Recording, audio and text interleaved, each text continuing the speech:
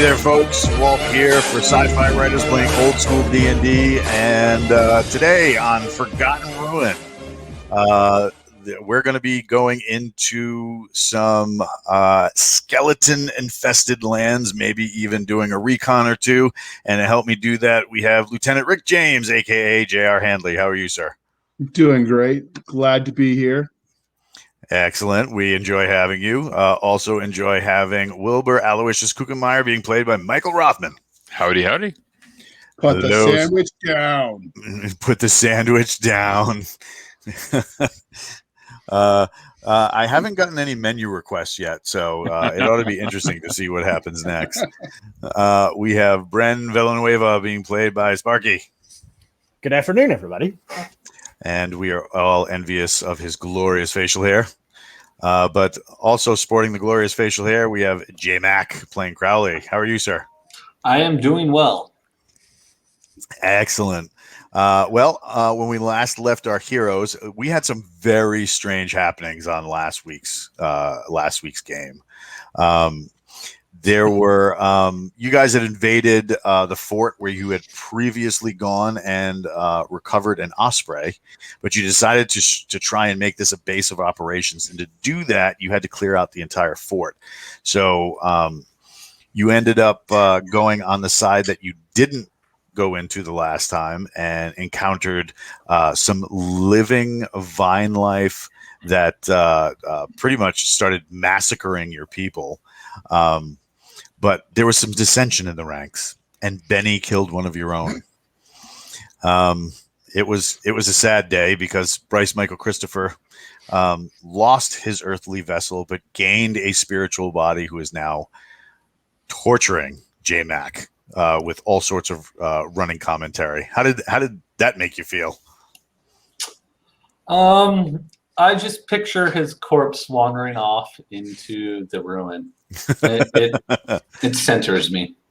I see. Yeah, well, that's the other thing that happened. While the body lay lifeless on the ground, it was possessed by another spirit. And although not openly antagonizing you or going against your plans, it eventually took off on its own. So there was that. But things ended by you guys investigating the fortress that you're trying to kind of inhabit. Captain Gilgosha, it finally starts. Yeah, we had a late start. We had some bookkeeping to quickly attend to. But can we get Michael Rothman to eat bugs during the stream? I probably have a can of cicadas here somewhere. Do you really have chocolate cicadas? No, just fried. Oh, really? Yeah. I would actually, we could put that up. Like if we can get so many subs for the stream, we can actually make that happen. JR, what do you think? I'm down. Like, let's make him eat all the weird stuff since he's going to torment me anyway. How do you feel about octopus? Snails, maybe? I've done all that. Yeah, hell yeah. There's only one food I truly hate. What is this? Celery. Really? Now we need him to eat celery during the show. That's the only thing he's allowed to eat next week. That's a little strange. Yeah. I can, if someone bites into a stalk of celery across the room, I can smell it. That's disturbing. All right. So the session ended by you guys coming face to face with a military commander from someplace called the Sovereign City, and he said that he had brought an entire host of people to give you a hand.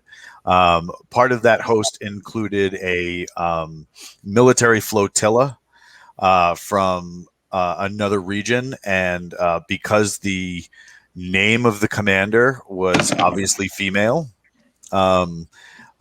Nick's character, Rock Powers, decided to investigate this a little more fully and took off to meet with said commander. We are discussing right now the possibility of having a side quest where Nick goes and does that. How many subs? All of them. Let's say if we get 3 subs in the next half an hour, we will definitely we will make that happen. Mike's like, I'm on this. All right, so you guys are outside the fortress. And we have after his war crime of crapping on the sword, we have Sinokin over there guarding him, where the little gnome is in gnome jail. Yes, he is in gnome jail. So who's carrying the sword? It's J-Mac, right? Oh no, it's Jesse. Jesse had the sword. Yeah, Correct? yeah, Jesse. Richardson. Yep. All right. So, hey, folks, what's going on? So, all right. So I have to bring up the second. I just realized I must have eaten the last one, the last can. This is the lid to it. We can lick the lid. There we go. I'll have to order more. Oh my God, that's funny as hell. Okay, so you guys are outside the back entrance of the fortress. They said they have 2 phalanxes of infantry with enhanced cavalry to give you guys a hand. They also said that you'll be able to utilize some of the assets they have with them to move you in and around the island. So last time you guys said that you wanted to check out the guys who were controlling that serpent-headed temple, and you knew from some of the interactions that you've had that is the Lords of Fang and Fog. So you know they're a skeletal. They're a skeletal faction, and you know that they have something to do with that giant serpent man that you guys faced before. So where do you guys want to go? Let's do this thing. We need new boots. Let's go get the serpents. Sounds good to me. Hashdern, who's the military commander for the troops from the Sovereign City, returns, and after dropping rock powers off, and he says, "Which one of you is in charge now that the other one is gone?" I think we put our mustachio man. Wow. Wow, the officer's going to let the enlisted man lead. This is going to be interesting. Well, I forgot I was a lieutenant. It's going to be rivets and strip clubs. Here we go. I forgot because Nick keeps telling me I'm the supply sergeant. I forgot my character started as the officer. Are you demoting yourself, JR? No, I'll take it if you want to. I was just, you're the guest here. We're trying to be nice to you. Hey, Gotcha. I'm just here to shoot stuff, so I'll follow you and avoid stepping on any weird gnome droppings. All right, well, then let's do this. Did you just say avoid stepping on your gnome droppings? I mean, we've got Benny here. You never know where he's been. All right, so what are you doing, JR? Where are you guys going? Are you going to do a reconnaissance, like a tactical reconnaissance of the Serpent Temple? Yep, and then we will assess the situation when we get there. All right. The guys from the Sovereign City are definitely into securing the fortress. They've already sent people down the right-hand path to kind of deal with some of the traps and reinvigorated wandering monsters that have taken over since you guys left. So he comes up to you, JR, and he says, and like I said before, these guys have a vaguely French accent. You figured that maybe at some point some of the Haitian descendants in the area might have proliferated, and it kind of crept into the language. But you know that this guy was definitely from a very large metropolitan style like city, and they obviously have the military to back it up. And he says, we're going to secure the facility for you. Once we have this in hand, we can send word and runners to you to get word of this.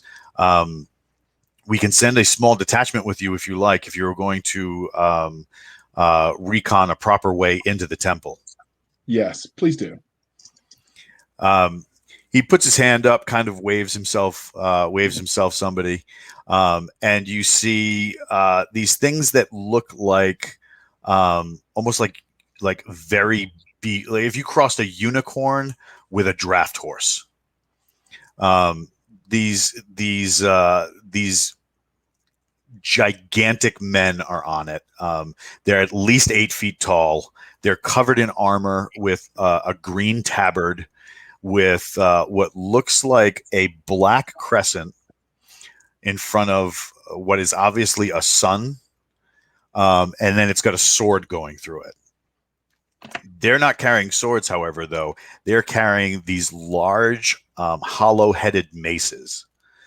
They drop down, and the lead one pulls off his helmet. An entire mane of white hair falls out, tumbling in braids and like almost like minor fetishes of like animal teeth and stuff like that. He is definitely not human. His skin has a grayish pallor to it, and he's got large tusks that are coming up from his head, from his the bottom of his jaw. You've seen orcs before in dealing with the pirates because a lot of them have have orcs on their crew. These are not that. These are much bigger, way bigger. One of them comes up and speaks to that commander for a minute, and then comes to you. And he says, Uruk-hai bigger than that. Okay. So 8.5, almost like 8 feet, 8.5 feet. They're huge and they're bulky as hell. They look like a whiskey barrel grew fangs and decided to have an angry morning. So the main one comes up and he reaches down, pulls off his gauntlet, and in front of you draws a symbol into the sand. He puts the gauntlet back on and he like covers his heart.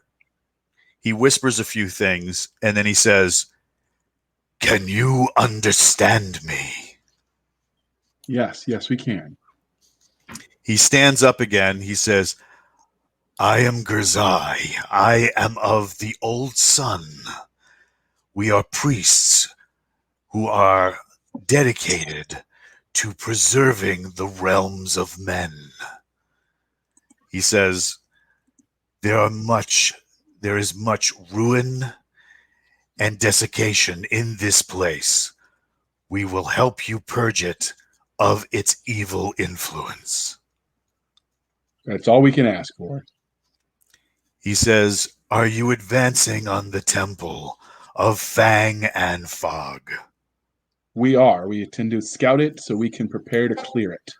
Captain Kilkosha, do you understand the words that are coming out of my mouth? It's really sad that that's kind of an older movie now, and not everybody might know what that is. But it's oh my god, 23 years old. Isn't Is that it really? crazy? Is it really? Yeah, it's 98, I believe. Oh my No, god, it's not. I watched that in high school. It's not that long ago. that's great. So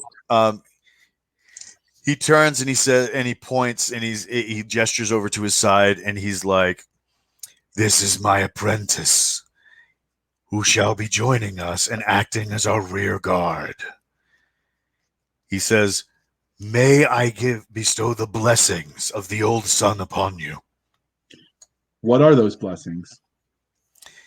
He says, "While under the protection of the old sun," he says, "no thing of fang or furrowed brow will be able to take from you your life and your energy to fuel their own."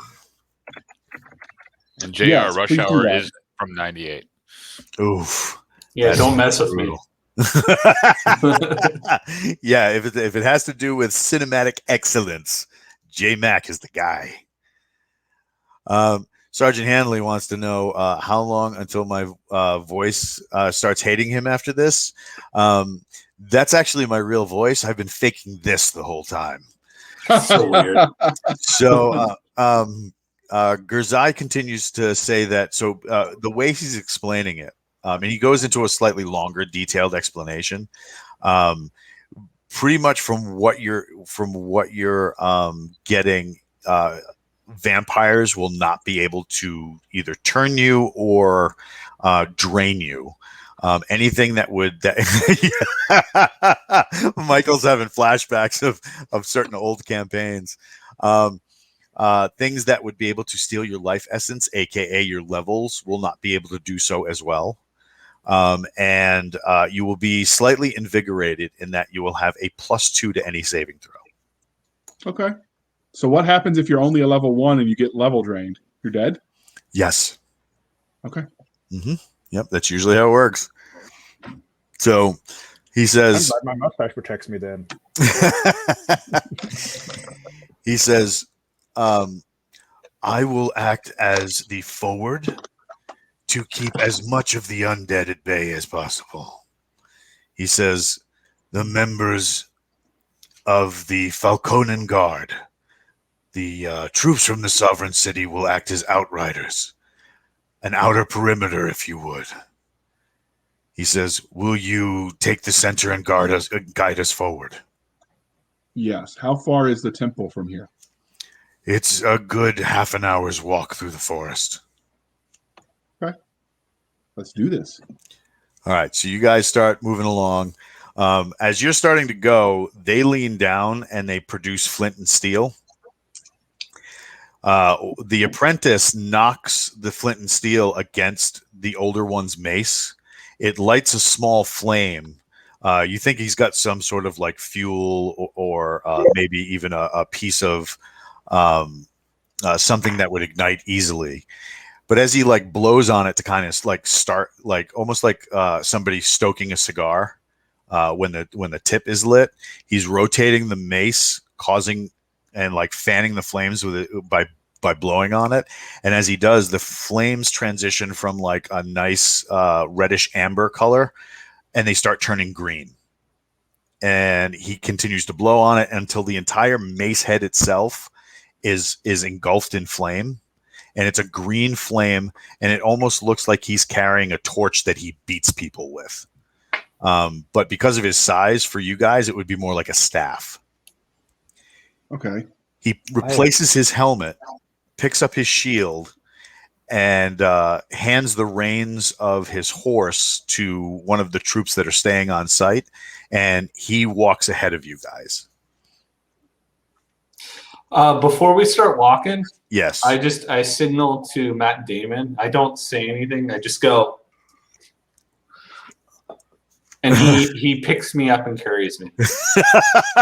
Like I don't need to say anything. He just knows. You hear the up. Yeah. So the your giant four-armed skeleton says kind of like you hear those like whispers that go on, and as it becomes translated in your mind, you hear fire hurts. What? You're not coming with us? You don't get that sense. More like he has to wait till the guy is in front of him, because if he gets too close, it's painful to him.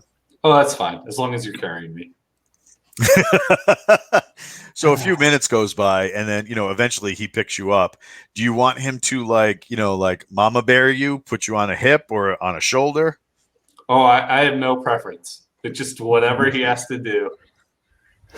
I look at the gray Mac and say, "You're a bum, a lazy freaking bum." Getting We need to get cradled him a in his baby arms. born. You're just Get him- jealous. Get him a baby born so you can carry him on the back. Oh God! Kapu style. Maybe a little. Turn him Never be on the back. It'd be on the front. Master Blaster. Yeah. Oh my God! All right, so you guys start trekking. It's very easy to follow this like immense dude who's got this torch. The torch is very easy to see even in the daylight. But as you guys progress toward this temple, it becomes foggy. It becomes overcast. It's not hard to see, but the day definitely gets grayer the deeper into this forest you turn. At one point, you see one of the outriders come up, and he lifts his visor, and he says, "Excuse me, commanders. The esteemed Gurzai says there is a broken man ahead. We are going to slightly alter course. I don't know what this means, but we've learned to trust his instincts. Is this okay for you?" Yes, we will trust his instincts. He just nods, slaps his visor down, and then takes off. After a moment, you guys get to a clearing in a grove. Just off in the distance, there is a kind of like an above ground mausoleum. It's the grove is pristine. The ground is kind of sandy. You got like palm trees all around and stuff like that. There's plenty of room to maneuver. You're not really hemmed in. It looks like he's standing over here by what looks like a half broken entrance. It's covered over by stone.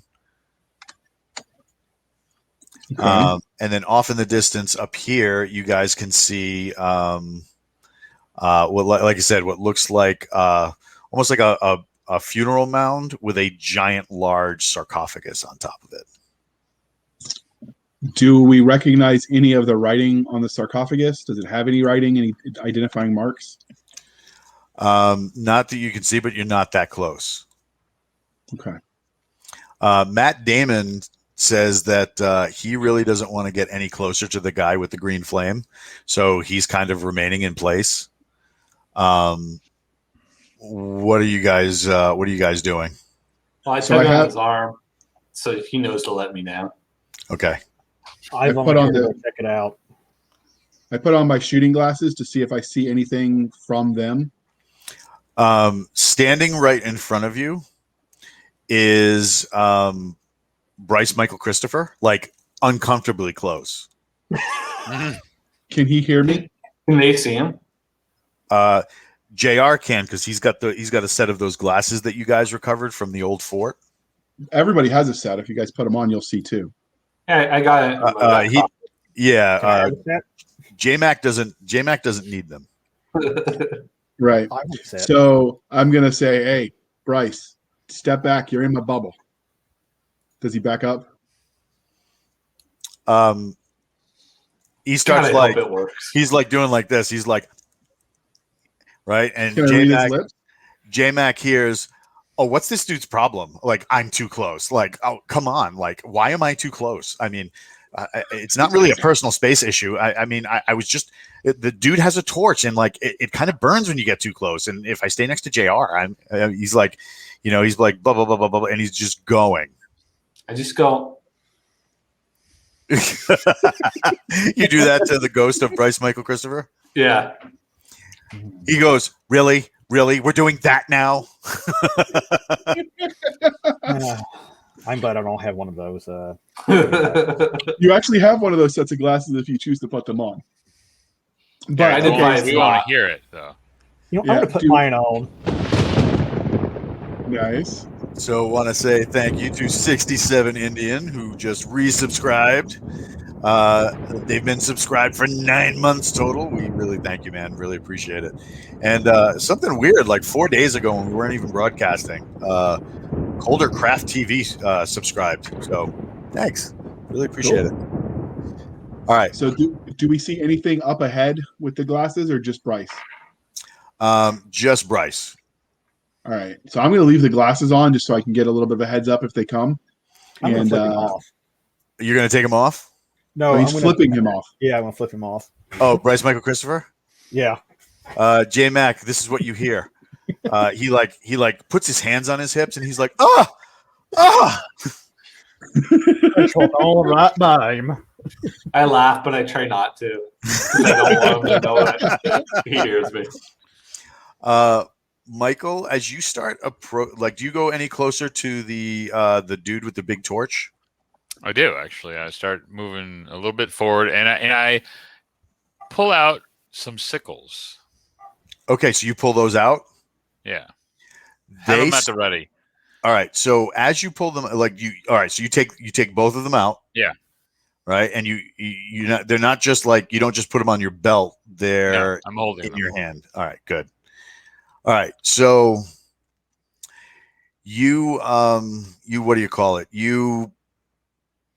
As you grab them and pull them out, first of all, you the closer you get to the dude who's kind of guarding the crypt, you hear like whispers, and you can hear the terrain talking to you. You can hear the spirits of the earth very uneasy in this place. The landscape feels wounded here. And as you approach the kind of like the entrance where that guy is standing, you're watching the blades and they start shivering. Almost like you ever see the old Dune movie? Yeah. And they had those blades, or like even the Mandalorian, he's got that blade. When he pulls it out, it looks like it's like vibrating really, really fast. That's what these things are doing. So I got another question. I have the ability to purify water and stuff like that. Yes. So can I, on demand, it seems like if I can purify water, I should be able to purify the water that is kind of in the area. The whatever, give the plants and everything else a sense of Calm. being better. Yeah. Okay. So do you do that? Yeah, I do that. All right. So you guys are, Michael's watching these knives go crazy, right? So he puts them in one hand, kind of like the handles in between the fingers so that he can hold them both. And he reaches down and touches the earth. And as he starts gripping the sand, you can see him relax a little bit. Gerzai kind of like cocks his head and lifts the visor, and you can see this man just like visibly relax, and he's got a smile on his face, which looks very creepy because he's got a mouthful of razor sharp teeth with these two fangs coming up from his lip. And he's massive, and he just looks like he's appraising what you're doing with a very positive kind of tone to like his expression. And as you do that, after a moment, you start seeing water collect near your hand. The water starts coming up in like a column, and then it backs off almost as if it's snake-like. And you see kind of like from that movie, The Abyss, where they had that big, huge water snake kind of thing. You see the water form a face, and then just go back to like almost like just a big strand of water. And it says you can hear like more whispers and stuff like that, and you get the sense of like thanks. But you can sense that this is a very old spirit. It's very powerful, and that you just did something very positive for it, and you get the sensation of gratitude. Okay. Let's see Whose what that face did buys it us. make? It formed a face that looked like his, so it mimicked his face, and then the face went away, and it's just kind of like this big thing of like this big stream of water that is bent over, kind of like a snake, so that the very head of the water spout is kind of in front of him, but it hasn't left; it's just sitting there. How did Bryce react to it as a spirit? He's just like, that is amazing. Like, oh my God. Stop encouraging him, JR. Now, JR can't hear any of it. It's just he can see the thing. So Stop encouraging. I try to communicate with the spirit and ask it, is there anything that you can warn me about with what we're about to encounter? The water, that small puddle that formed this thing, the entire grove starts filling with water. It comes up to your ankles. You can see the soldiers that are off about 50 meters away, 50 yards away rather. They're getting very nervous because this is definitely not natural. This is, undead they've planned for. This is just plain out weird to them. The big, huge dude that's kind of helping you off does not look worried though. He looks very relaxed that this is all happening. So the big kind of like snake that is formed from this water, it spreads out, creating like a small wall. And then the wall. Now, are you guys close to Booger and the big dude who's helping you, Gerzai, or Yes. are you guys staying away? No, I'm not. Close. All right. So it forms almost like a watery wall, like a giant perimeter around you. and gives you. It's almost like a protective barrier. A woman steps out from the barrier. Her skin is very white, bordering on like almost like a pearl, but there are hints of green and gray to it, with small hints of brown. As she advances, like wisps of water form like a gossamer gown, and she stops in front of you, bows slightly, and kind of like holds the gown out in a curtsy, and she taps her lips and then like motions to you. Do you do anything? I repeat the gesture and say, welcome. I went and say hello there. Of I'm course just glad you do. Rock Powers isn't here. Oh my God. Someone has to fill in for him. She cocks her head, and like you can see her eyes kind of like working back and forth. And after a moment, she says, "Welcome." And she looks to you, Michael, and she says, "Honored keeper of the eternal flame." She says, "Thank you so much for what you have done for us." You're very welcome. Is there anything that you can tell us about what we're about to face? She says, "It would be my pleasure in thanks for what you have done here today." She says, "There are old bones past this point. Very old bones. To the point of back when the ruin was young, masters sought to take from their slaves, and in doing so, ruined lives and souls. These are the things that you'll find beneath, below, and further in." How can we bring them rest? She says, "There is no rest for evil like this."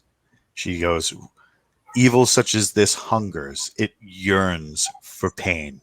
Pain begets pain, and they will visit it on anyone who comes to their temple." Can She you says- help us? So She the says- opposite. Do we purge it? She goes, "Purging it would be the best way." Is there any further assistance you can provide to us? She says, "Take anything that can carry water." She says, and she like holds up her hands. She says, "Carry my water, and it shall burn anything that has betrayed the natural cycle of things." Excellent. All right. So Matt Damon, you stay back here a little bit. Well, I Matt tell Damon her- isn't anywhere near this. Okay. Yeah. Good boy. I tell her, well, lucky for you, I'm a purging specialist. You're a what specialist? A purging specialist. Just kind of a wink and nod.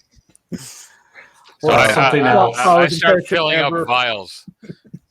I've got my canteen, 2 of them that I'm filling up with water. Okay. Um, She says, "I apologize. I cannot help you directly." She says, "But in doing what you have done, you have freed me from an existence that was more horrible than you could possibly imagine." She says, "I am indebted to you more than just your information. And in the future," she says, "where you sense water, push your hand into the earth and I will try to come." Excellent. Is she? That's not how it works for me usually. This is why we can't have nice things. Mhm. So was she? Is she a spirit? Like, was she was once alive and now she is past, or was she something else? What do you ask her? Yes, I will ask her. Was she once alive like us, or was she something else? She says, "Oh, sweet young thing from lives long past." She says, "I am of the water and of the earth." She says, "The one who is the keeper of the eternal flame is awakening to his power and thus is able to speak to me today." She says, "Whether that will be a thing in the future remains to be seen."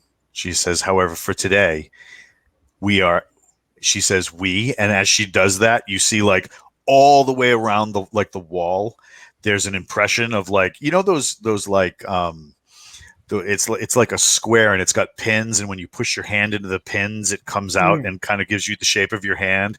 And then you always have that one dude in the store that like tries to stick his face into it and stick his tongue out, and yeah. Anyway, it's more than one dude doing that. It's always more than one dude, right? So in this wall of water that's surrounding you, you see like pictures of different types of spirits like press themselves out of the water and like into different scenes and stuff, but you get the idea that there are multiple spirits wrapped into this one thing that you're seeing.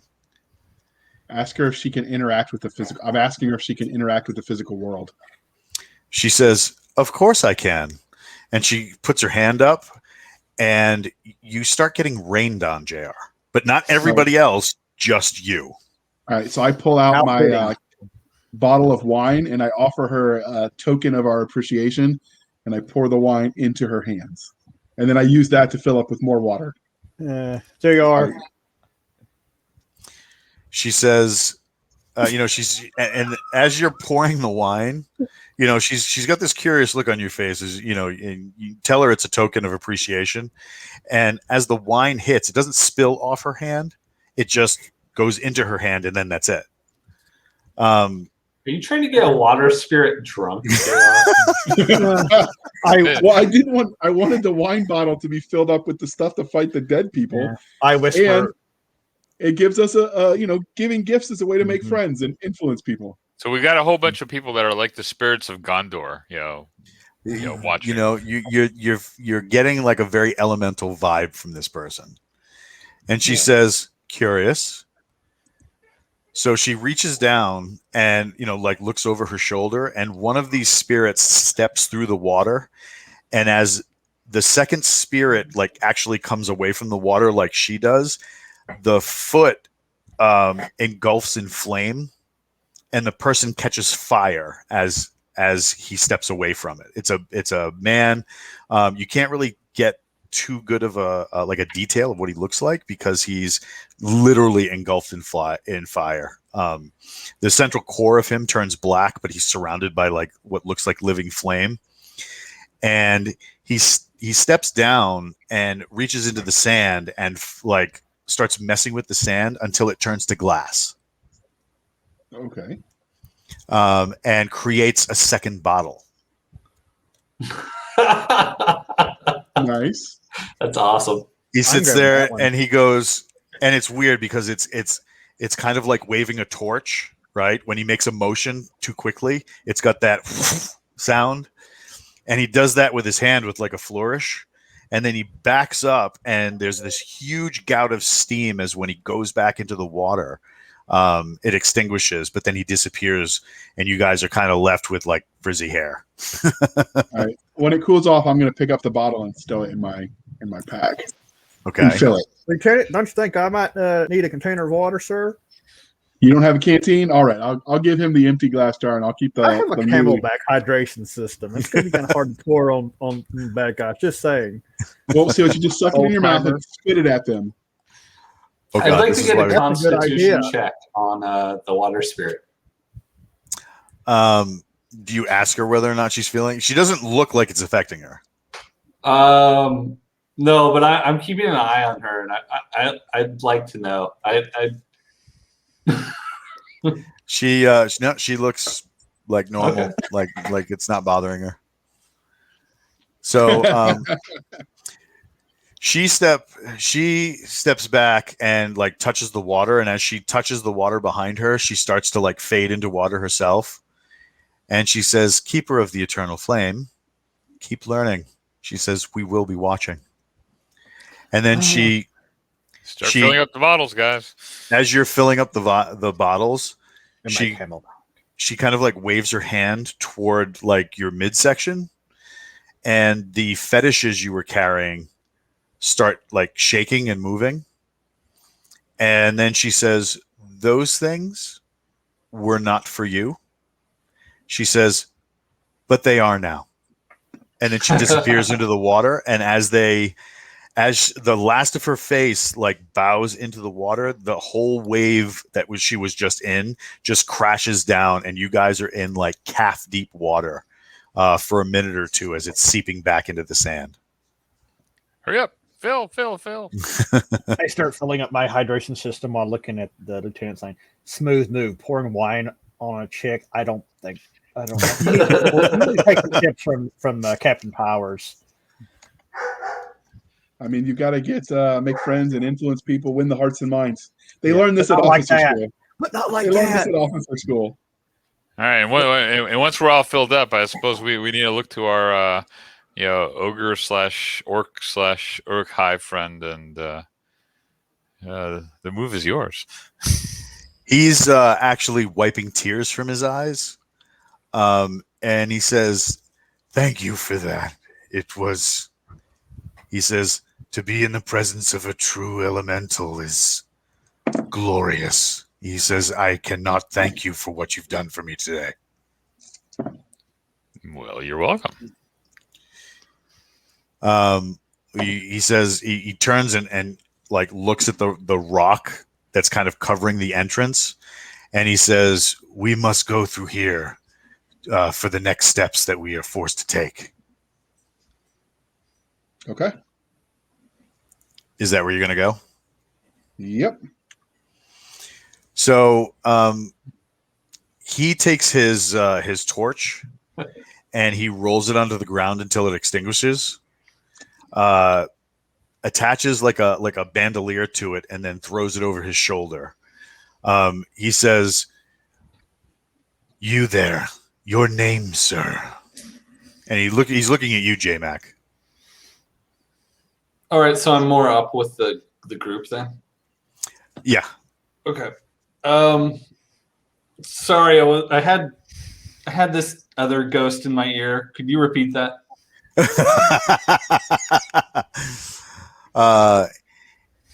He says, "You may inform your servant. It may approach." Hey, okay, cool. So I let Matt Damon come over. All right. So he wants to be able to have you command Matt Damon to help him. Like I said, there's a huge stone blocking that entrance. Okay. So he wants Matt Damon to give him a hand moving it. All right. Or 4 hands. Yeah, 4 hands. What's it? 4 hands. 4 hands. Oh, yeah. So I have Matt Damon help him. All right. So as they're kind of like prepping the area to kind of like move these rocks away, the big dude looks to you, J-Mac, and he says, "The spirit that is whispering to you, shall I give it rest?" Oh, this is a tough decision. I have a coin. Do a coin toss. So as you say that, Bryce Michael Christopher says, "You want to send me away?" Oh yeah, do it. I'm waving at him. He's like, "No, I was just getting ready to like do some like epic helping stuff." I love the thing where you're like, "No, bye." He's like, "You don't want to send me away." So as you're, as he's like protesting, the guy takes off his gauntlet again and starts drawing into the sand. And Bryce turns to you and he's like, "Look, I'll be good. I'll be very quiet. You won't even hear me unless like there's something to tell you, like I don't know, maybe you got crabs or like the fact that this guy," and he points to Rick James. He's like, he keeps like, I think he's looking at your ass. He's like, and that guy, and he points to Bren, and he's like, he's been stealing your like food behind your back. Well, who isn't looking at my ass? He's like, "But I thought we had a connection," and then he's like, in the rarest sense of, and then he stops, and as the guy continues drawing in the sand, he's like, "Oh, that feels good." He's like, "That feels really good," and he goes, "Oh my God, I can see my house from," and as he starts to move forward, he turns into like a misty vapor and disappears. So I talked to the guy. I'm like, oh, you have no idea how much I appreciate that. No idea. He says, "It is curious. For someone with your gift, we only usually see this amongst certain tribes of the Elvish people." He says, "Was this imposed on you, or did you come by this gift through training?" Yes. Yes to both. No, I don't know. I'm still figuring it out. I'm kind of new to this. He says, "May I try something for a moment?" Okay, only because you got rid of Bryce, so you don't know how. I cannot tell you what a difference this makes. He says, "I will not touch you, and this will not hurt." He draws something in his palm, right, and then he holds his hand up. Now he's just basically like touching his own hand, so he's not actually like forming any mystic symbols. You don't see anything weird going on, and he just like kind of like lowers his hand in front of you, and then he grabs onto your wrist. So much for the not touching you part.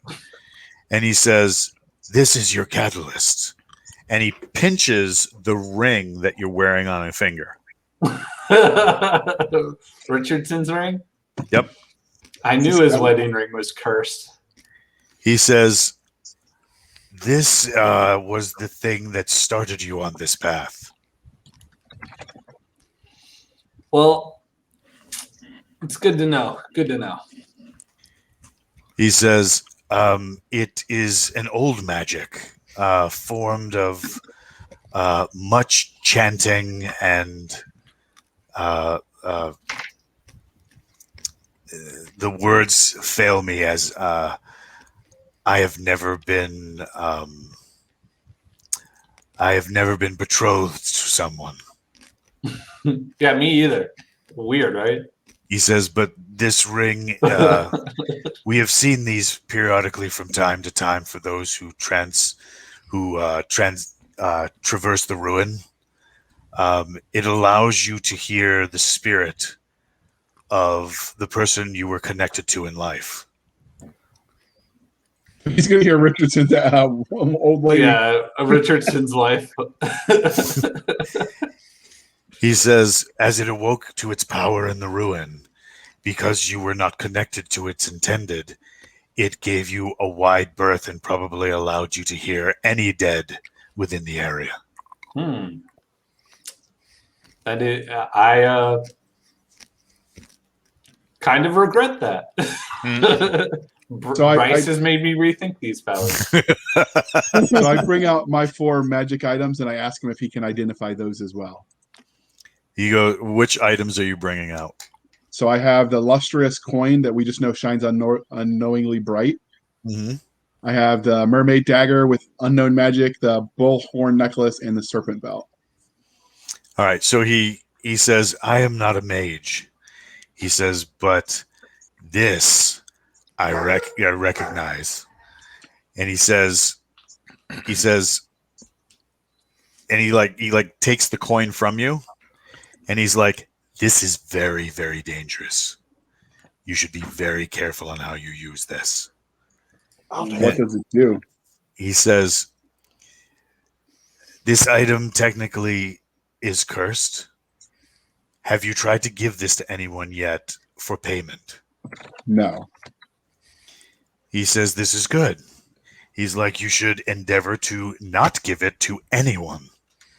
He's like, "These coins were from a failed state where their money was worth many more times than everyone else's. They were very wealthy. Of course, they ran afoul of dark magics, as many do in the ruin, and their civilization fell, but much more than that, their money was cursed." He's like, "If you spend it, every time you pull out the coin, it will reappear in your pocket." It doesn't sound cursed to me. That sounds amazing. He says, so if you take the coin and hand it to someone, the coin will remain in that person's hand, and the original coin will reappear in your pocket. I think we're missing some fine print here somewhere. Yeah. Yeah, because that sounds like a good thing. We get our money back. I really want to spend this coin now. So Hey, Lieutenant, why don't you give it to the Master Sergeant? he says, well, consider carefully what was just said. You spend No, we get it. It's democratic economic policy. We totally understand this.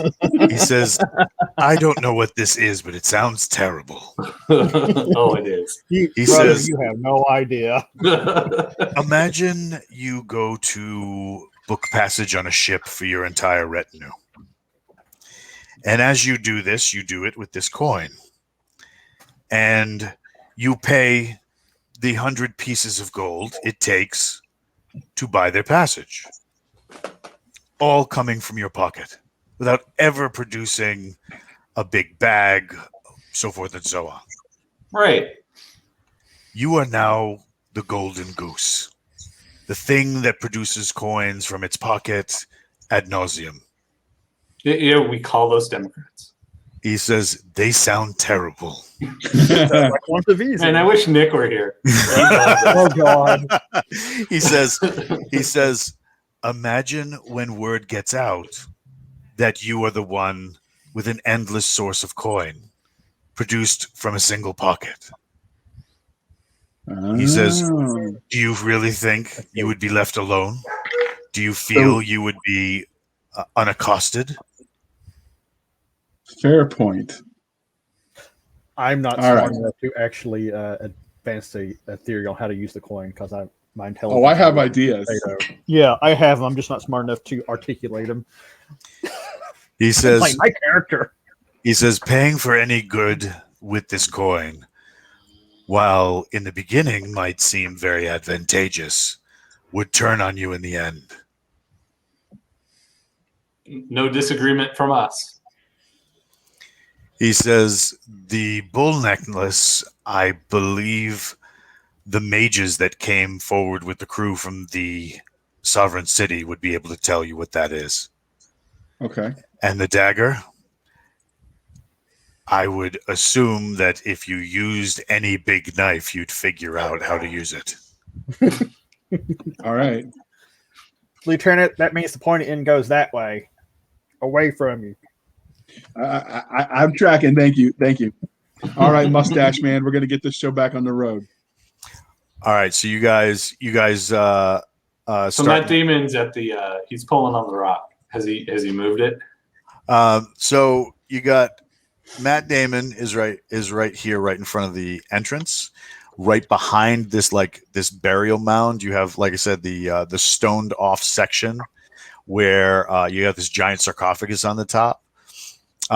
Between the two of them, they managed to move the boulder-like cracked stone that was probably a cover stone at one point. As they move it, there's like a yellowish cough of like dust that comes from it. And there's a hole in the ground. Yep. Yeah. Now there's a hole in the ground with stairs going down. Your buddy here backs up away from it and starts pulling off his mace. From the hole, at first you see what looks like a skeleton, like a skeletal head on top of a spine, moving independently of anything. As it comes from the hole, you see rib bones travel up the spine and then wrap to the front to form almost like a chest. And this happens until finally it comes up and it's almost 12 feet long and snake-like. The rib bones fan out like the hood of a cobra. And it says, who would enter? Who would venture forth? Who would give their lives to the Fang and Fog. We will venture forth, and nobody will give their lives. You say this out loud? Yes. In a blur of motion, the rib bones slap back together so that it becomes more aerodynamic. It slithers and whirls fast enough to steal Mike Rothman's sandwich, and gets like nose to nose with you. It says, "You would defy the Fang Lords, their sacrifice." Do we recognize this thing? Is this No. a thing? Okay, it's not a thing Benny fought. Nope. Okay. It's a It new says- friend. It says, "Who are you to deny payment for entry?" I'm Rick James, bitch. That's Do you say weird. We have this coin. You want me to waste this thing? Yes, I say You that could- out loud. You could offer the coin to it as a sacrifice. Well, he wants a life as a sacrifice. Maybe not. He said that explicitly in JR Dice. He said explicitly he wanted life as payment. Ask him if Well, he wants we a could- gnome. Maybe there's a life essence buried in the coin. I'll ask him what other payments he might be willing to accept. He says, This could get you came without sacrifice? He says, who would, and like, as he like starts speaking again, he raises back up in front of you, expanding the rib bones to create that cobra hood. There's what look like the torn sinew of maybe the back of a thigh muscle comes out of its mouth and slithers like a snake's tongue, testing the air. And it says, and it's like tattered and rotting. It says, "Who are you to deny the sacrifice? This is the way. This has always worked. This is the way it shall work when you are dust and bone." Does the skull have any fangs? Oh yeah, huge, How close is it to us? very close. The big dude, has backed up, and he's got his mace on his shoulder. I bring up my spear gun. And he's got his faceplate down, and he's watching for the thing to move too quickly. It looks like he's ready to throw down. What do you say to it? I ask him if he's prepared to find eternal slumber today. He says, I've got my size ready. he Check out says, that pistol. "Combat? You would challenge me to combat?" It's starting to sound like Michael Bryce Christopher. Right? Yeah, I just stare him down and I don't say Yeah, anything. but Mortal Kombat. You're staring him up. He's hovering above Okay. you. Yeah, None of stare this him up. supernatural stuff. Mortal Kombat. Yes. He says, as he's speaking, he's getting lower and closer to you. He's like, "You wish." The bones fall apart and like clatter almost like wind chimes at your feet. And you hear like a rushing sound, and they all tumble back into the hole. Okay. I toss some of the water after it from the spirit. All right. It wets the stone. What do you guys do? We advance. All right. I follow in our fearless lieutenant. You're going We're in getting first? I fill up my squirt gun with some water. I have my short gun. I'll take point. All right. Sure. So as you go down the hole, a spear comes up and stops right in front of your face. Do you know what a ranseur is? Have you ever seen that kind of spear? No. So it's a spear with teeth on it. So to prevent in old days when they would do pike lines, sometimes people would get impaled, and what they would do is they would pull themselves onto the spear to get to the spearmen to stab them before they died. These have wings on it, so it would get caught into your ribs so you couldn't advance. So a spear with very much that head comes out, stops inches from your face. You see it rotate, and as it pulls back, you see a hand come up, like a gloved, gauntleted hand come up and reach for the stone to pull itself up. I sprinkle some water onto the hand. And I it burns, and you see the hand immediately go back in.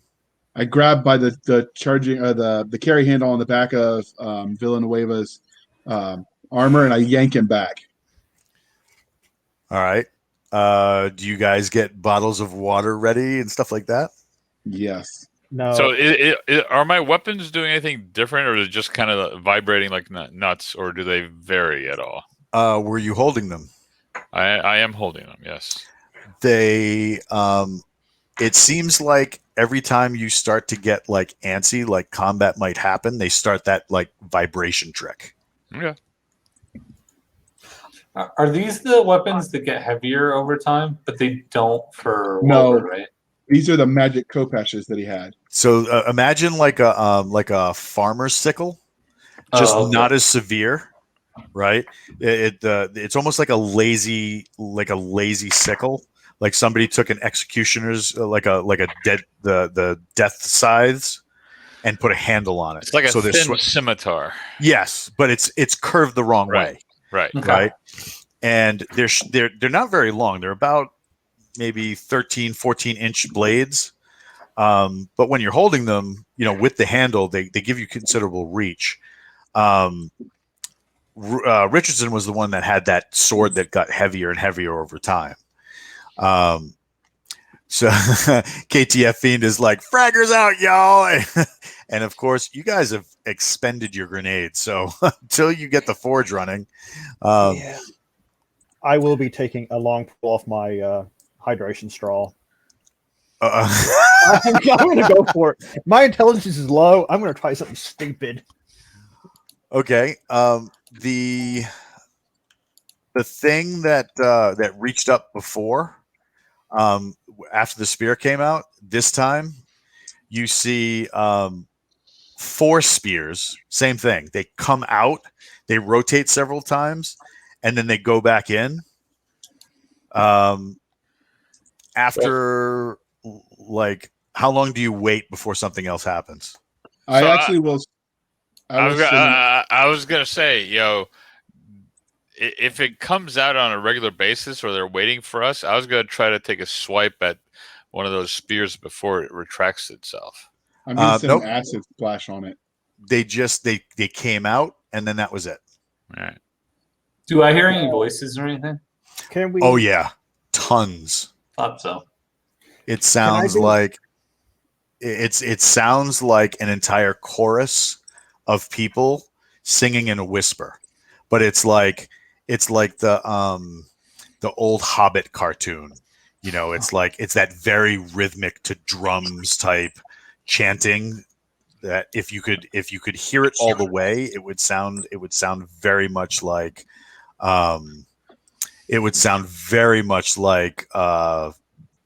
almost like monk chanting. I send a acid splash at the spears. Can I do in the hand holding it? Check for traps, pressure plates, or anything like that? You would have to get near the hole. Let me see what the acid splash does first. All right, so you're casting acid splash? Yes, it's my cantrip. All right. So you see JR kind of like start rubbing his hands together. He traces some symbols in the air. He takes out a small vial of something and crushes it in his hand and kind of whips his hand forward. The little particles turn into a massive splash of acid that hit the spears and start smoking. So, question: are there vines or anything else nearby that I could kind of influence to construct a mesh around the entrance? Give me. You see vines and stuff like that. Let's see if it'll pay attention to what you're doing. So you try and command it forward. Yeah. All right. Now I gotta start getting dice. All right. You see some of the vines twitch, and then they start moving. It looks like they're starting to like mesh together over the hole. Is there anybody that's in front of it? In front of what? The entrance. I figured me No, and 'cause- JR would be, or we'd Well, be I close. yanked him back to the side. Well, but we'd be closest, I'd assume. All right. So you guys are kind of like off to the side. Yeah. All right. And he's off to this side, kind of behind like a depression. So there's kind of like a natural hill right there that he's kind of waiting. After a moment, the wood and stuff like that stop hissing. It seems like the spears were made very well, but when you splash them with acid, after a moment, they retract. After that, a wave of arrows comes out of this hole. You figure maybe 7, 8 arrows, all at the same time, all in a single wave, comes up, creates an arc, descends, and almost hits several of the men in the outriggers. So are there enough vines to kind of start impeding some of that stuff? Or You figure within like a round or two, because it's not like, they sit there and they go, ha, and they form a mesh. Right. It's not like almost like Poison Ivy and Batman. Yes. It's more along the lines of you're influencing rapid growth, but it's taking a minute because it's got to maneuver and grow in a certain fashion and form the barrier that you're looking for. So it'll take a minute. Do you just continue to wait until it's fully formed? Well, I guess where I'm going with it is, one, temporarily kind of either block the passage of those weapons coming through, or trap them such that we can pull them out. It can't be unlimited number of arrows and spears and whatnot. So I actually, while he's growing that, I have a plan to try to burn him out. Okay.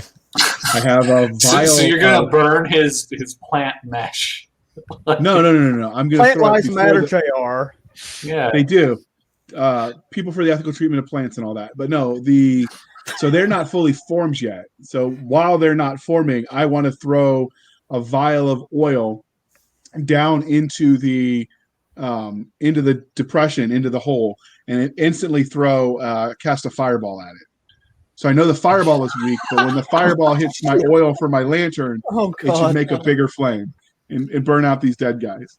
All right. So first of all, right, let's back up and use some terminology here. You can create a fire bolt. So it's kind of like it's like a quick wisp of, it's like you take the flame in your hand and toss it. Right. Fireball is a 3rd level mage spell that when it explodes acts like a combination of it's like a grenade. It's like a grenade mixed with Phosphorus and air incendiary. Yeah. Okay. So firebolt. Under no circumstances should JR have fireball ever. So I'm gonna throw the oil that I have for my lantern that was in my pack, and I'm gonna instantly throw a fire bolt at it to ignite it. This is all right. So you're gonna try and throw that lantern in there before it seals? Yes. I have the lantern refill oil is separately from the character sheet. All right, and you're going to try and get that in, or are you just going to throw it on top of the plants? I'm going to throw it into the hole because we're beside it. So like you would toss a grenade into a bunker, I'm going to do that, use that skill set and throw the oil in and then quickly shoot the fire bolt. All right, roll a 20-sided. Tell me what you get. All right, I got a 19. Well, All plus right, one with my, okay. Yeah, that's fine. So I just wanted to make sure you didn't fumble it, in which case bad things could happen. All right, so you execute firebolt on it? Yep. There is a whoosh sound, and you see illuminated below, if you have enough stones to look, beyond the mesh, you see 4 what look like men in armor with like tattered robes underneath. They're reloading bows. And as they were going to pull back the arrows, the oil hit the stairs and kind of trickled down, and then you sent the firebolt, and it's caught them on fire. I pop back after watching that so I don't get hit, and I tell them that there's 4 of them. Go ahead.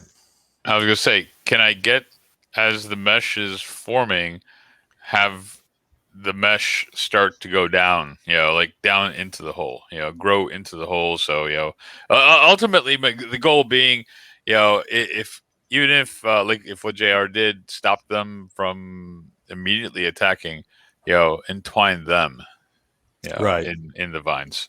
You get the sense that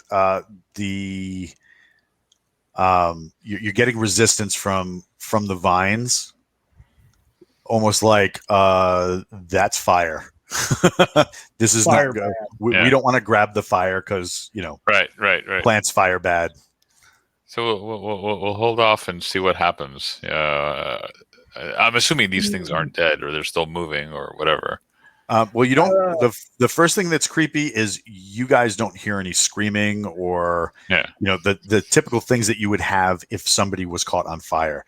J-Mac, you hear the Pissed off chanting. undead. Well, the chanting change. It becomes less rhythmic and starts turning into more Sibylic, where it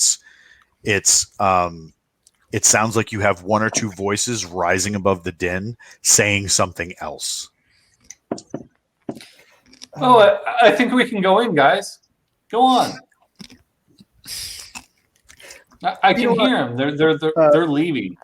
There's no problem. I think I'm going to pull my M18 out and kind of edge around the opening and dump a mag in there. Try to hit whatever I can. Blind fire? Yeah. Oh, good God. My intelligence. All right, you've been training with Benny for too long. All I'm right. going in there. I almost got my mustache cut off. Go ahead and roll. I rolled a 12. Unadjusted 12, actually. And 2d6 for damage. 5. All right. So one of them that's on fire, you give it a double tap, right? But you're kind of like you're not really lined up with a good cheek to Stockwell, right? Mesh, you're just kind of like coming around and giving it a quick pop because they're right at the base of the stairs. And when I say stairs, there's maybe 8 to 10 stairs on the way down. It's not like this huge descending staircase. Practically point blank. Right. So he drops 2 rounds in. The first one knocks off its faceplate and part of its jaw. And you see a skeletal face under there with its jaw kind of like hanging loose. And the second one hits the breastplate, blows out the back of its cloak, taking a couple of rib bones with it. And it lands in a flaming heap down at the bottom of the stairs. J-Mac, when after that happens, you hear a voice that's much louder than the others in the drone of the chanting, and this you actually understand. It says "withdraw." Oh, guys, I can hear them. They're inviting us down there. They seem really nice about it too. That is so convincing. I don't know that we trust Jay Crowley anymore. By the way, I'm laughing like this. There. Can I duck back in and take a more aimed shot from cover? You can take another shot, but it's going to be at a -2 this time because the vines are starting to constrict. So they're starting to close off the entrance. Oh, well, it don't matter. I rolled a 2. What's our Uruk And you Hai shoot friend yourself doing? in the foot. It's not a 1, JR. It's a 2. He's waiting back there to see, What happens? if something comes out. All right, so I take a look over, see what I see down the stairs. I assume I see nothing You see other than one heap. one heap, and then it's a small chamber going off in that direction, and it's empty. I tell the vines to at ease. Yeah. All right, so you asked them to withdraw? Yeah. It takes another few minutes because they have to basically go in the other direction. Once you clear the space, you can continue once the flames die down. I'll take point. All right. I walk over to the vines and I pour just a few drops of the special magic water that we got and tell them thank you for their service. Did you really just talk to plants? Yeah, they can't hear. I mean, like I don't know if they're listening or it's real, but I've seen Booger do it, so I mean I know maybe they hear us. He tried to talk to Bryce, and now he's trying to talk to plants. I mean, you know, I might even talk to Rock if I think it'll fight for us later. Very lonely. This silly wizard. All right, so what do you guys? You guys go in? I cautiously step in, taking point. And I'll follow him. I command Matt Demon to be very far in front of me as we go. I ask our Uruk Hai friend if he knows the directions, which way to go in there. He says, if memory serves from the things I have read on this place, it should just be a straight tunnel all the way into the boneyards. Excellent. When we were moving the rock on this tomb, I thought it was going to be a totally different thing. What did you think it was going to be? I thought it'd be like 3 days ago, there was some guy that they put in here. And they need some necromancer to, I think the word is resurrect this corpse. I gotcha. Turns out going to no. hell. J-Mac, I think we're gonna need you really soon.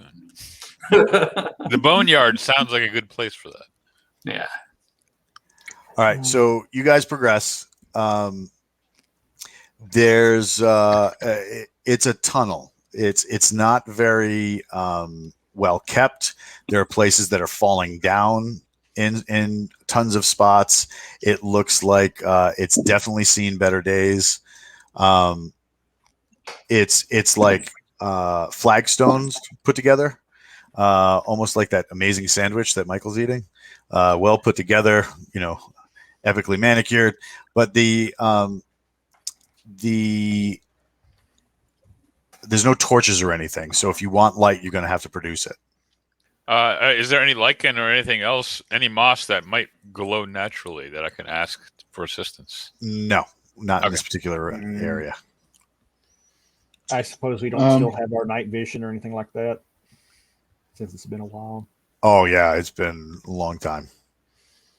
But I have a solar charger that works, right? I'm totally. I have a torch. I have. So you have. He's got a torch, right? But you also have, if you're carrying your Mark 18s, those probably have a flashlight on them. All right. I didn't have a Mark 18, so I don't have that. All right. He's a pistol man. I did. I do. Oh, I do have that. The pistol? Well, no, not the M18 pistol. The Mark 18, which is kind of like a big M4.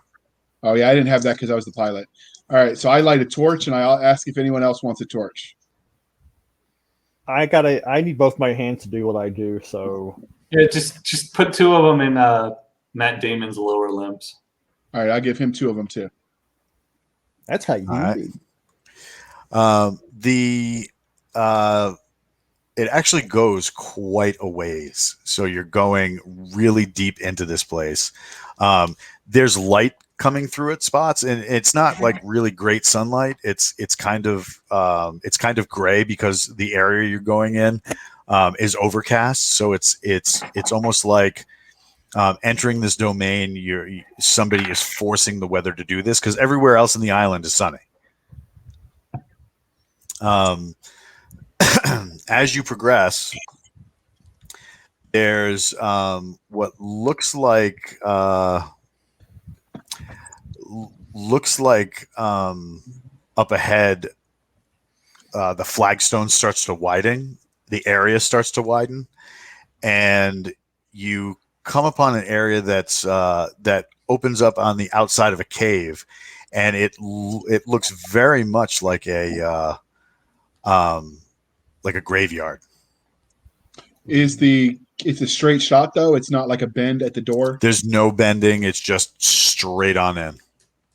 With my shooting glasses, it see the dead spirits. Do I see anything? No. With my level 1 necrotic powers, I go, "Rise, my children!" Oh God. Do you really do that? Yeah. All right, Benny. But Like Benny You have Jr. nice things. So he's sitting Here's there and he's the like, for the last couple of adventures, he's been like, hoogada boogada. I don't know. Now he's charm undead. Rise, blah blah blah. So he's sitting there, and he says rise, and the four-armed skeleton Matt Damon, puts his arms up. You guys exit out of this this tunnel into what looks like a sunken graveyard. Above you, there's a huge opening in the roof, and it's raining. Right?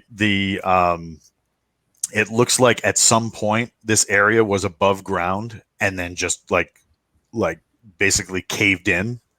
So some of the graves are at odd angles. They're all, the flagstones are down. Near the flagstone that's right over here, as he yells out rise and Matt Damon puts up his hand, right? You see the ground get punched open. Oh, wow. And you see two hands come up and like a mummified corpse in what looks kind of like the tattered remains of maybe like some sort of a festival frock or something like that. Maybe something you might have seen through like the middle or medieval ages, pulls itself out, and then you maybe so we got an undead jester. And then, no, nothing like that. Like more like somebody was buried in their best, the best thing they had. Okay. It stands up. There's like wispy tendrils of hair coming off a tattered skull, and it stands up, and then it just kind of like it's like leaning, trying to find its center of balance, and it's looking right at you, J-Mac. You guys see that? It actually worked. I trained my spear gun on it and asked Crowley, friend or foe? I have no idea. What does the guy that's with us say? The tall guy. He says, "Impressive. Should I lay it to rest?" I want to talk to it first, but stay close. Hey, buddy, how's it going? Looks like you had a nice little sleep there. What is your command? Is what it whispers. Okay, yeah, you can put it down. This thing's useless. Bring me the sandwich of Rothman. He turns and he reaches for his tabard and pulls out what looks like a kind of like the ruin equivalent of a holy symbol on a silver chain. He takes it off of his head and he says, "I lay thee to rest so that no evil may claim thee." And he punches it square in the face after he wraps the thing around his fist, right? Its head and feet switch places and plants itself into the stone. And when it hits the gravestone, it shatters into like 14 different pieces. And he says, "May the spirits and lights claim you to a better reward than this." And then he unwraps the chain, puts it back on, sticks it back into his tabard. He goes, "May That we was proceed?" impressive, man. I look at him and say, dude, that was awesome. Yeah. Remember, this is an Uruk-hai who's a priest. I'm going to buy you a drink. He says, "Unlike many who profess faith, I will accept that drink, and we will hoist many a flagon once we get this thing settled, sorted, and burned to the ground." I ask him my giant friend. I ask him what's the quickest way to sanctify all of this graveyard. He says, well, I am not of sufficient skill to make that happen. Yeah, me either, apparently. So you would have to do them one at a time? I would have to perform a ritual in order to do what we needed to do to purify this place. How long will that ritual take? Minimum several hours, maximum several days. All right, let's advance and see if we can't take let's out go the. look around. Let's advance and see if we kill the head of the snake, maybe the rest of it dies a natural death. All right, so you guys start heading down this cobblestone. Yeah. Yeah, as we're moving, I kind of go up to Matt Damon. I whisper, "Put your hands down." It just, drops its arms. Two hands are resting on the scimitars. The other two hands have the torches, and those were the ones they were up in the air. It's like he was directing Air Force traffic. He'd be awesome at it with 4 arms. God. All right, so you guys advance forward. You go through the gate, and then you come to kind of like another set of mausoleum kind of deal. Through this wall, you can see a cracked, shattered sarcophagi, and then on these stairs are like huge, giant double doors. They're not locked. It doesn't appear like there's any sort of bolt. You don't see any keyholes. There's, even from this distance, the doors are massive. And they're, other than the rain, it's kind of quiet. So I'm going to tell the guys that I think we should try to get the tomb in front of us. I think something's going to come out of that. And let's handle that before we open the door to the rest of the facility. Works for me. And is the plants around it, is there any way you can make them trigger something for us? Are there Booger? plants? Yeah, there's like these red bushes right here. Okay. There's the actual like leafy, like almost like miniature palms here. But you get a sense from everything, all the green that's here, because I mean you're in the tropics, so it's very verdant, it's very lush, but everything here to you, it's kind of like somebody handed you a spoiled beer. Yeah. It's everything to you feels sour. So can I do what I've done before, which is try to heal some of the water that I see everywhere, that's in the area? You could try. I'll try. All right. So you reach down, the area that you're on is kind of cobblestone. So you move off to the side a little bit, get a handful of dirt, and like even sticking in your hand, you feel almost like you want to retch. It's very poisonous here. Yeah. So while he's doing that, I'm going to ready an action. Do I need to tell you what it is? Yeah. What are you going to do? All right. So I'm going to prepare to do the ray of cold or ray of frost cantrip on the stairs. So that way the rain will turn to ice and it'll make them trip when they come at us. Oh, that's a good idea. All right. After a few minutes, you don't get any sensation that what you did upstairs is going to work here. All right.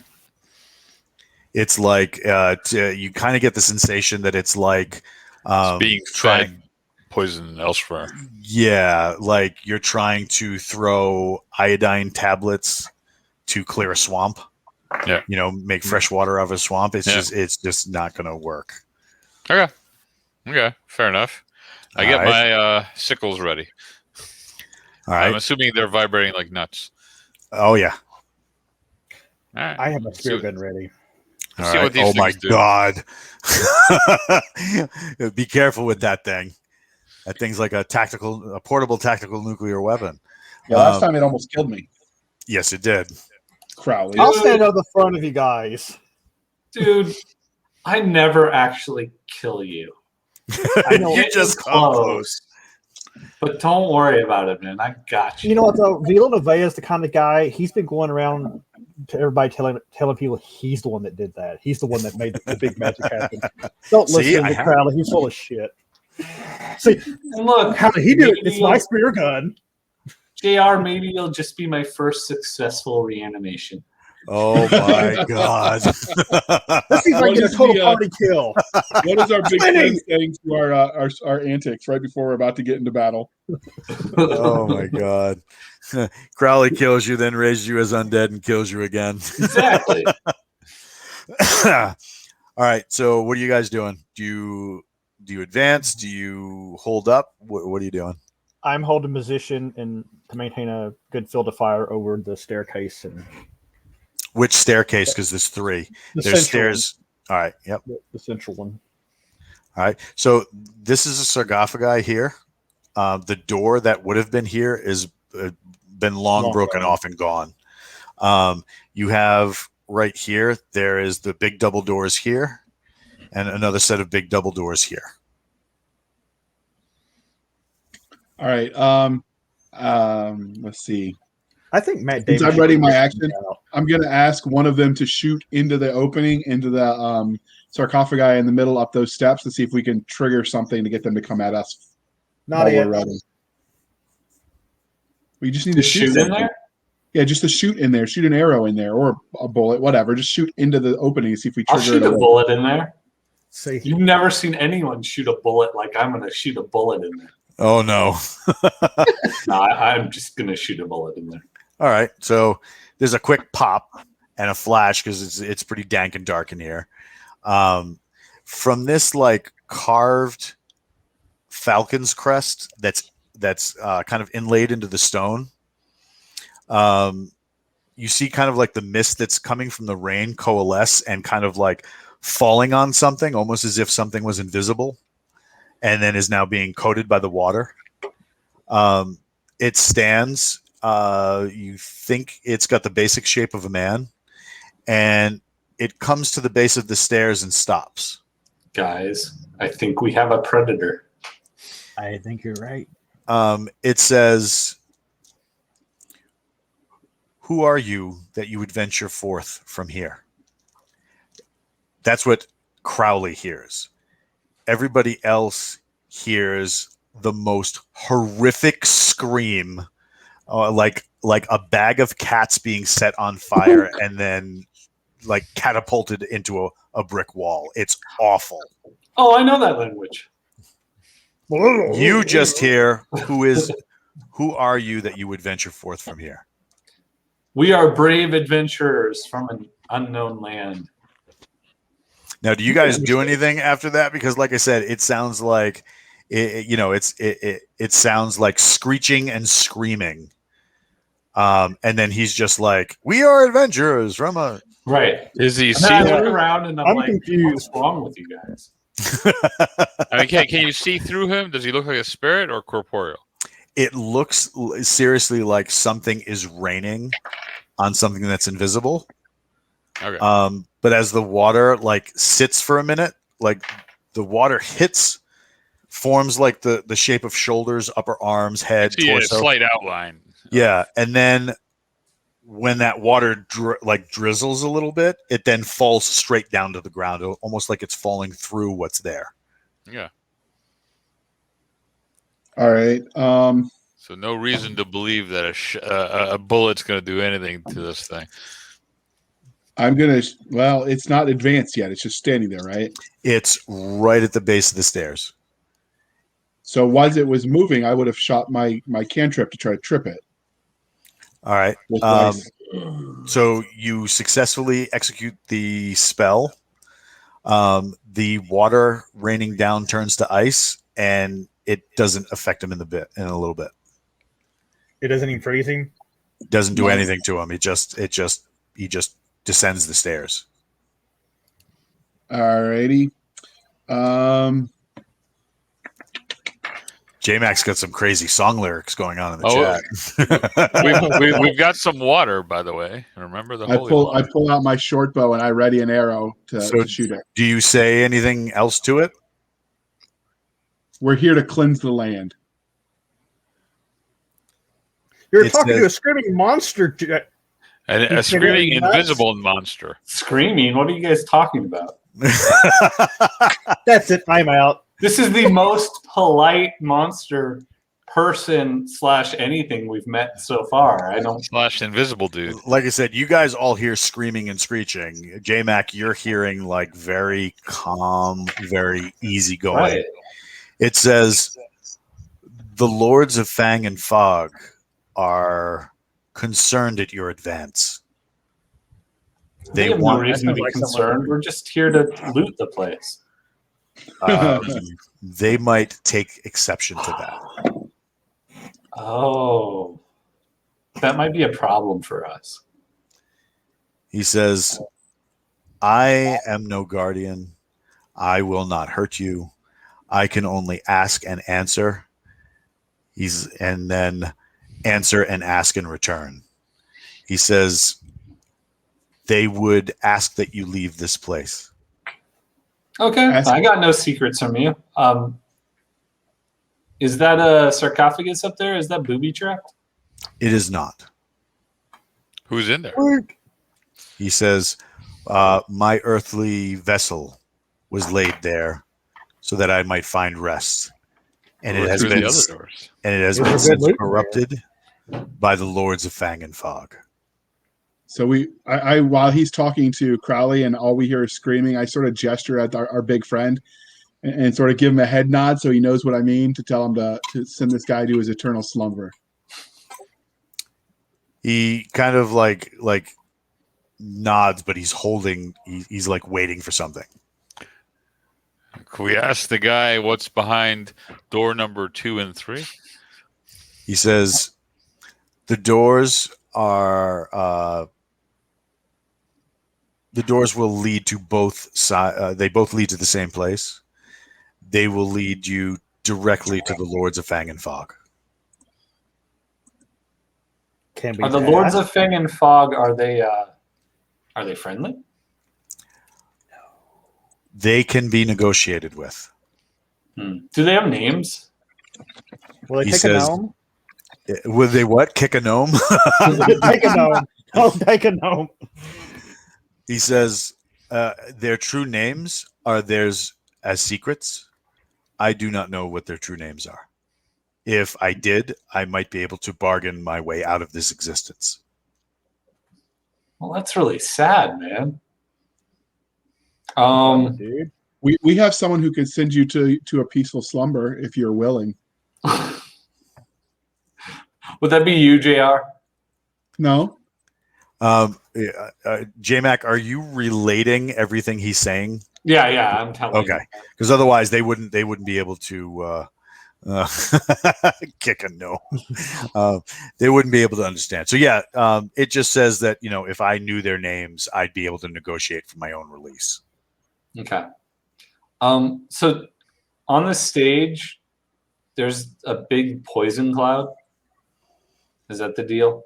What's that? Can we not walk in there because there's a big poison cloud? Nope. You can go in. Okay, I command Matt Damon to bring me back the lid of that sarcophagus. Matt Damon moves forward, walks straight through the ghost, and the ghost looks at you and says, "What will this accomplish?" I have no idea, but he's going to set off any traps in there at all, and I kind of want to see your lovely corpse. It's not creepy or anything, right? Hey, Matt Damon, bring the body back with all the loot. I call dibs. So the dude, Matt Damon, your 4-armed skeletal minion, goes in and gets the lid. Okay. And it takes him a minute to return with it. It's very heavy. Yeah. He's got that thing where like you're carrying a board that you're trying to get through a door. And he I'm just bumps watching. I'm not saying a word. I'm not going to give him any direction on how to get through this. After the second bump, he turns it and starts to walk forward, but it hits the clip of the door. So then he turns it back to the original way and like hits it again. Yeah. Again, I'm not gonna. I'm just. You can do this, buddy. You got this. It takes a minute, but eventually he turns it sideways, and he does like the scampering water beetle, which looks very odd on a 7-foot tall, 4-armed armored skeleton. This is good job. There you go. You figured it out. But this the is not thing why I is, joined the Air Force. once he, what do you call it? Once he, KTF Fiend in the chat is like, Matt, pivot. When he goes to come down the stairs, he continues the like whole sidestep motif all the way down the stairs, through the ghost, back to you, and then he presents the sarcophagus lid to you. Thank you. Nice souvenir. Nice souvenir, Crowley. Really accomplished a lot there, buddy. Okay, now I want to go up into the chamber and check out the corpse. Okay. I'm gonna go with him for loot before JR can get there. No, I'm running up the steps.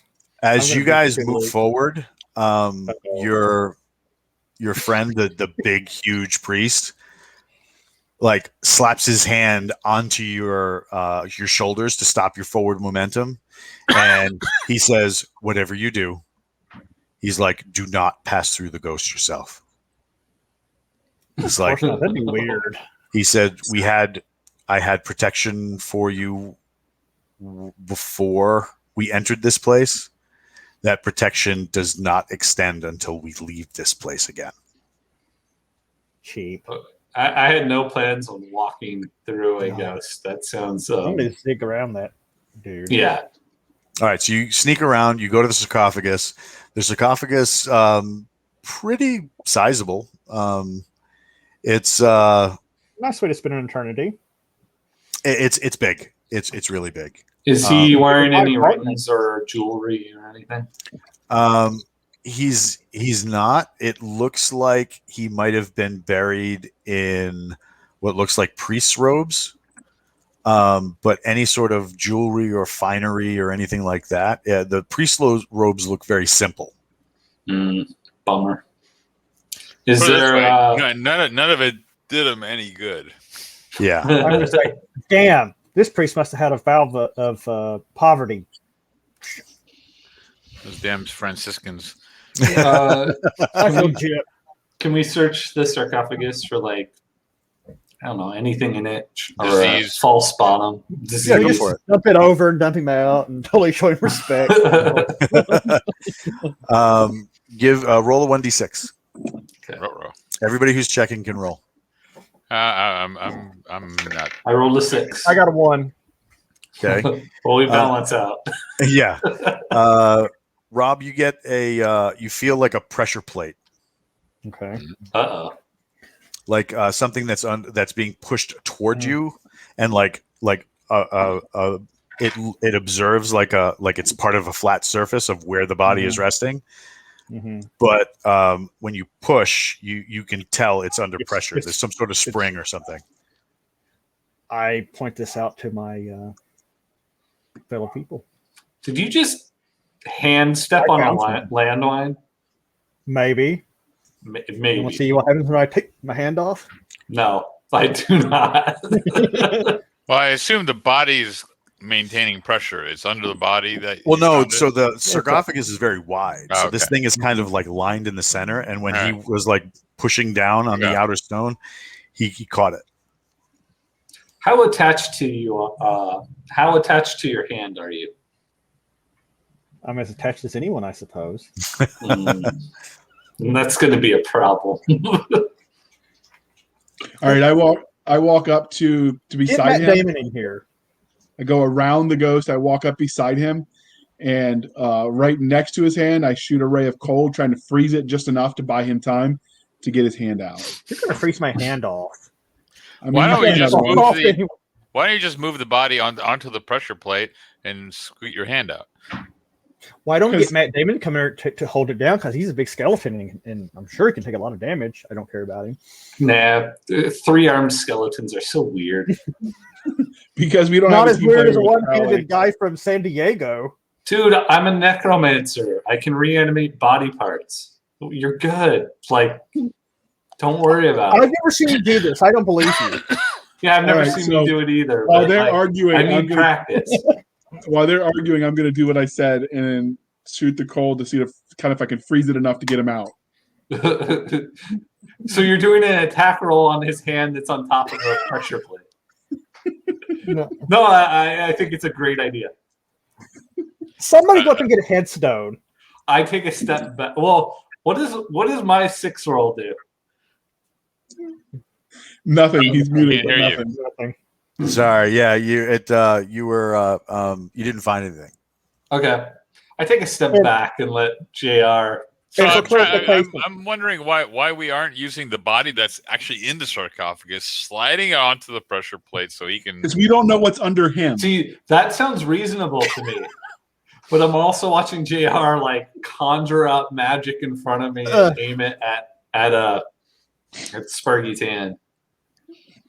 So I want to see where this goes. Hold on a second. If I'm rolling to search for traps, that would presume I am searching carefully. So yes, wouldn't that mean I would have lightly touched it and maybe felt that it was springy? Yes, that it's springy, but not necessarily enough to potentially. You didn't hear anything click. You just I'm taking my hand off. I'm tired of this trap. I'm taking my hand off. Nothing happens. Well, that's good because I rolled for the freeze and got a 1. Did you blast the spot where his hand used to be? No. The what do you call it? The hold on, we're having JR. dog-related trauma.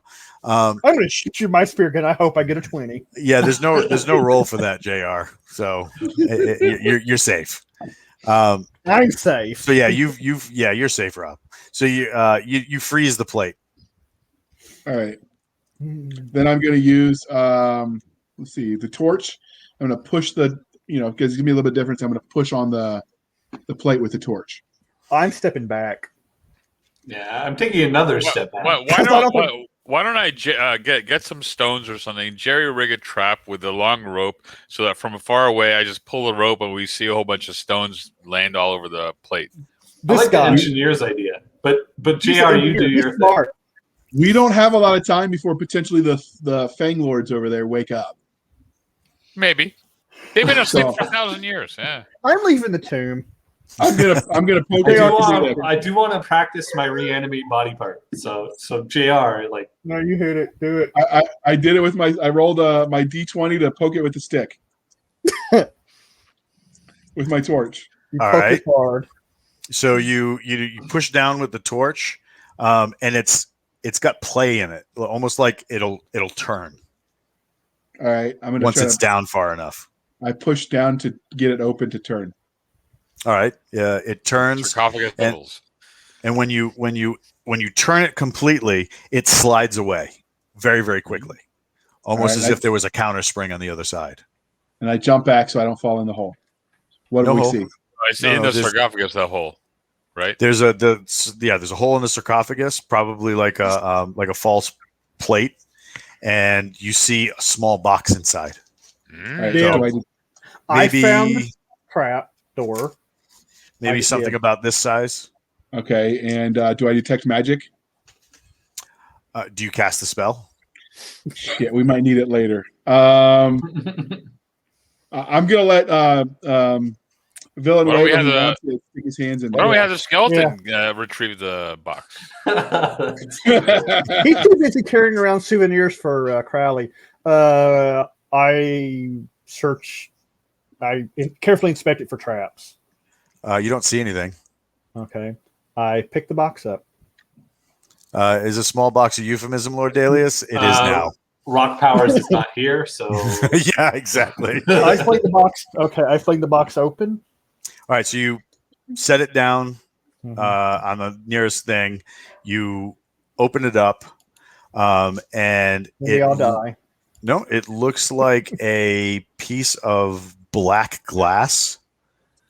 But there's that symbol that what do you call it? That Gerzai is wearing, your big friend, is engraved on the front of the black glass, and it looks like a disc, like a small disc made of glass with that on it. Why don't we call our friend over and say, "Hey"? Yeah, I'll call him over. That totally looks like a necromancer idol. Mine. He I says, called dibs. as he walks by the spirit, he whispers something, and the spirit dissipates. He walks up to the what do you call it? The thing, and he's like, how long has it been? And he says, may I see this? Do not give that to him. Give it to him. I will show it to. I will hold it up for him. The box. The box. He doesn't take it. He just looks at it. He's like, this is a very old relic. He's like, from the time of the foundation of my order. Cool. He says, this is. If we had known this was here, crusades would have been formed to find this. What's it do? He looks uncomfortable when you ask that. And he's like, I am not permitted to discuss this outside the order. Is it something that you can use when we go meet the lords up ahead? Because that's kind of our next move. He says, any of you could use it. No, it's clearly a necromancer idol. No, clearly. I called dibs. That overrules everything. What do you have to give in exchange, Crowley? He says, give me that Damon, you can have it. This item is one use and one use only. No, never mind now. When you feel the time is right, put it in your palm and crush it. Let's use that on the Fang and Fog. Right. That'll be our opening attack. We'll see. It's mine. They're in separate rooms, though. What if I it's the same don't room. have to listen to you. Both doors go to the same chamber is what that thing said. Yeah, that's right. So I turn around to Crowley and I ask him if he can get Matt Damon to pick up the sarcophagi lid and use it as a shield to walk in front of us.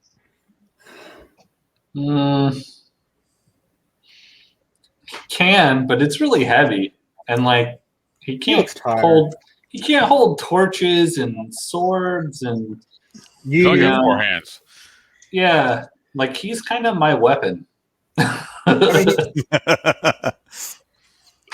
right, so where do you guys go from here? Do you continue searching the room because it's like a big open crypt in here? So I give a casual inspection over the rest of the room. I'll search as well. All right. I'll go ahead and talk to some of the plants and see if they have anything to say. It's weird because as you try to speak to the landscape and the more attuned you become to the ruin, the more it seems like it becomes easier to kind of decipher what things are telling you. The flora, fauna, even some of the insects in the area, every time you try to connect, it's like they give you a big giant middle finger. Okay. Like Rude. This whole place is poisoned. All right. Yeah. We got some guys behind door 1 or door 2 and 3 that we need to go visit. Yeah, I'm ready to go visit those guys. Since Matt Damon is going to take the lead, Crowley, why don't you pick which door we go in? It doesn't matter, right? They both go to the same place the ghost told you, but I mean, up to you.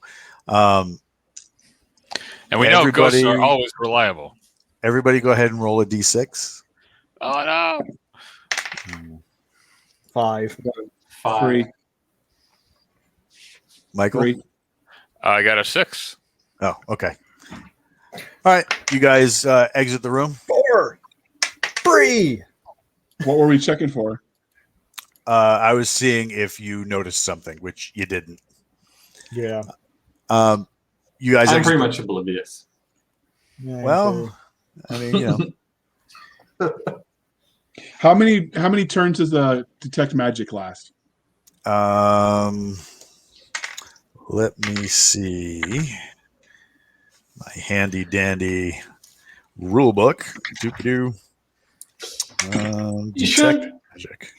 You shouldn't be able to cast detect magic though in response to his check for us. You know what I mean? No, I'm not. We're just not gonna know. Yeah. Detect magic. 20 minutes. Someday I'll Like, make that's Walt what- tell how us many- all the shit about all the stuff we missed. Well, that's what the After Dark's for tonight. No, how many turns is 20 minutes? That's 2 turns. Okay. All right. I was actually readying that for when we go in to see stuff. All right. we're good. Yeah. Sure, That- JR. No, that's where. Let's go in. Let's go in. I'll vote right door. All right. All right, so Right you're is going to right. go in the right door? Yeah, I tell Matt Damon to open up door number 3, I guess it is. He rips it off its hinges. No, delicate. Oh yeah, because Soft. you have delicate soft undead. Yeah, Use the Okay, delicate cycle. Yeah. exactly. so you exit and it's an old hallway. Probably you figure at one point this whole area, the graveyard. From what you're seeing, the graveyard, the entrance before all the stuff that you're seeing, you kind of get the sense that this at one point might have been some sort of like temple complex, because you exit onto some like cathedral like ceilings and stuff like that. When you get all the way out, it leads a tunnel that ends in what looks like another door. Another door. All right. I'm going to inspect it for traps. All right. Roll a d6 and tell me what you got. A 2. Okay. You don't detect anything. Doesn't mean there's not something there, but you can't see any traps or anything like that. Okay. All right. Well, since I've also been rolling kind of point, can I go ahead and check for traps? Absolutely. 5. Never mind. All right. You All right, so guys. does the door open inward into the chamber or outwards towards us? It opens outward toward wherever you're going. So it doesn't open in toward you. All right. So I'm going to tell them to get ready, and then I'll open the door and push and take the chance. And that way they've got their weapons up just in case. All right. You're such a brave man. It looks like you exit into maybe a kind of like you're back outside again. Well, that's odd. God damn it!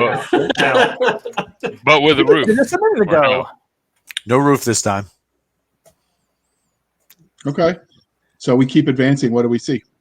It's not really advancing. It's so you guys exit and you come out like on the back end of a small hill. You come out like from this area right here.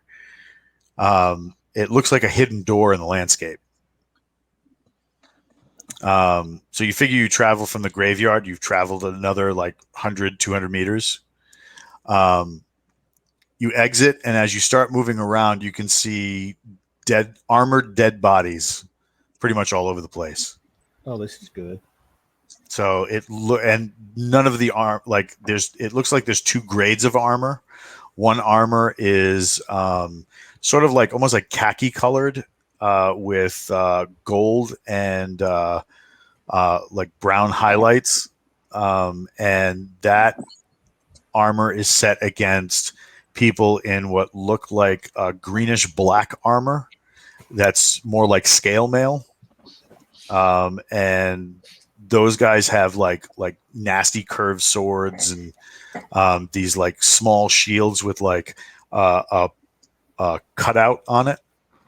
The guys with the brownish like khaki colored armor, those guys have shields that have like a big falcon on it, and they're using straight swords.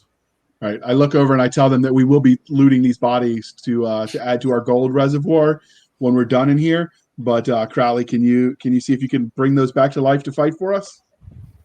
I'm not that advanced. Boogity. We'll tell Yeah. you Crowley, if you just believe, you can do it. Okay, I He's a believe little really hard in engine all these that corpses could. on the ground. What are you trying to do? Yes, you can. I don't know. I'm trying to do what JR told me. I'm You trying gotta to make use it a up. level Just do 3 this. spell as a level 1 necromancer. All right. So you start humming and thrumming.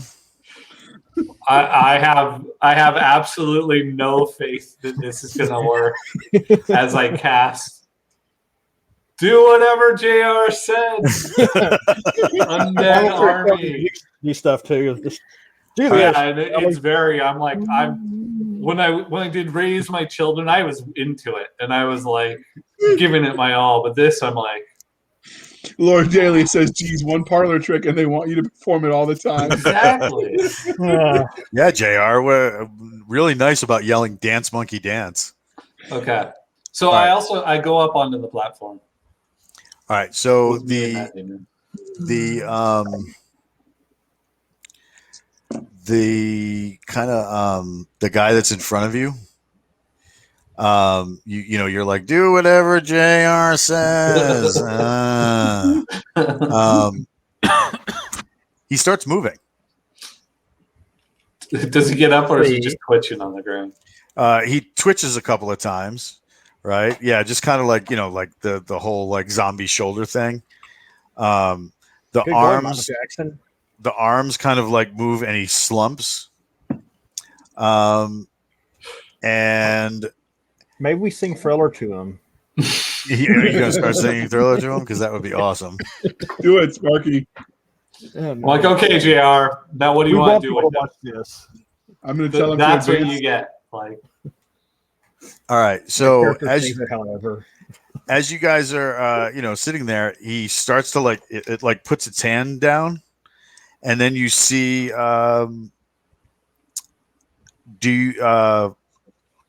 do you have on your skill sheet any type of perception or anything like that skills? yeah, I do. All right, so then you notice this. Does anybody else have one?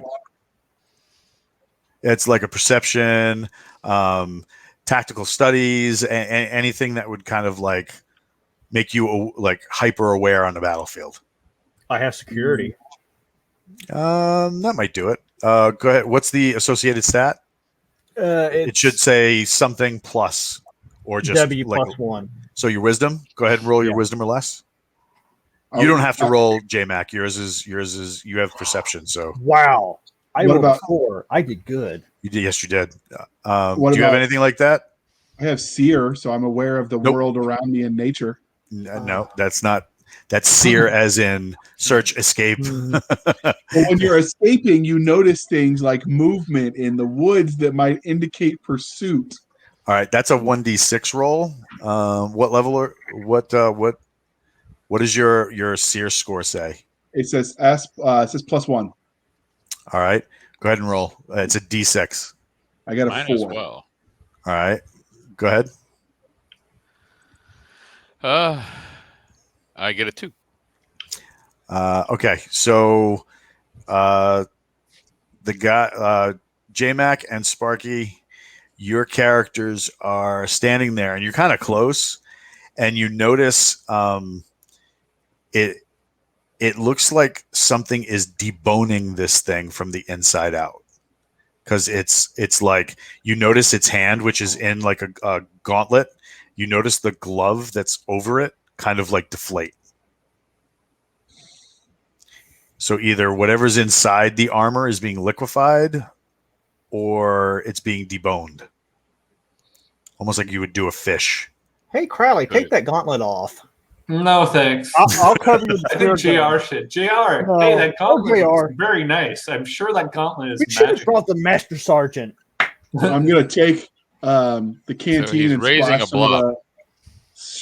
some elemental Hey, JR, water. look at all the loot on that corpse. Look at its armor. Isn't that shiny? You splash water on it. Yeah, some of the elemental water. It gets wet. All right.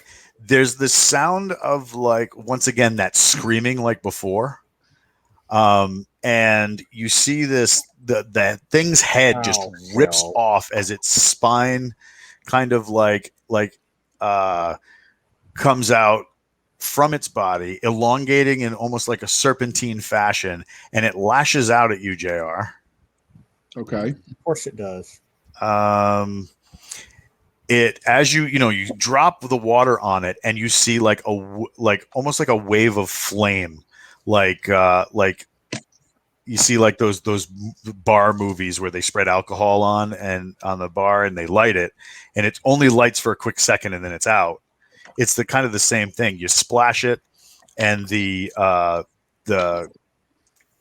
skull that it splashes on, it is like a massive wave of flame and then like tons of smoke as this thing snakes out at you and bites down for 6 points. I mean, how terrible. Give me a saving throw. Your saving throw, I believe, is an 11 or 11 or higher. I'm pulling it up. I'll tell you in just a second. I was noting the loss of XP or HP or whatever. Yeah, hit points. Saving throw is a 13, plus I got the +2. So I have to get a 15. No, you have to get a 9 or higher. All right. Goodbye, JR. Natural 1. And then I was like, let me see if I can cheat that. And I got it again. You got a natural 1? Yeah. You roll 1 right. so often.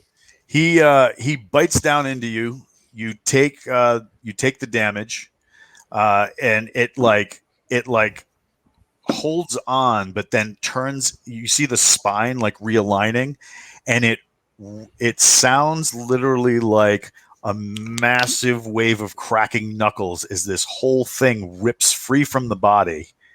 The body slumps over and it tries to whip its tail around you to encircle you. But you feel like a tingle in the bite wound. Since he rolled a natural 1, he has to listen to me chastising him. You happy now, JR? Look what happened. This is why I'm to loot goblins. Roll for initiative. I got a 4. Now I get a 20? Really? Jesus.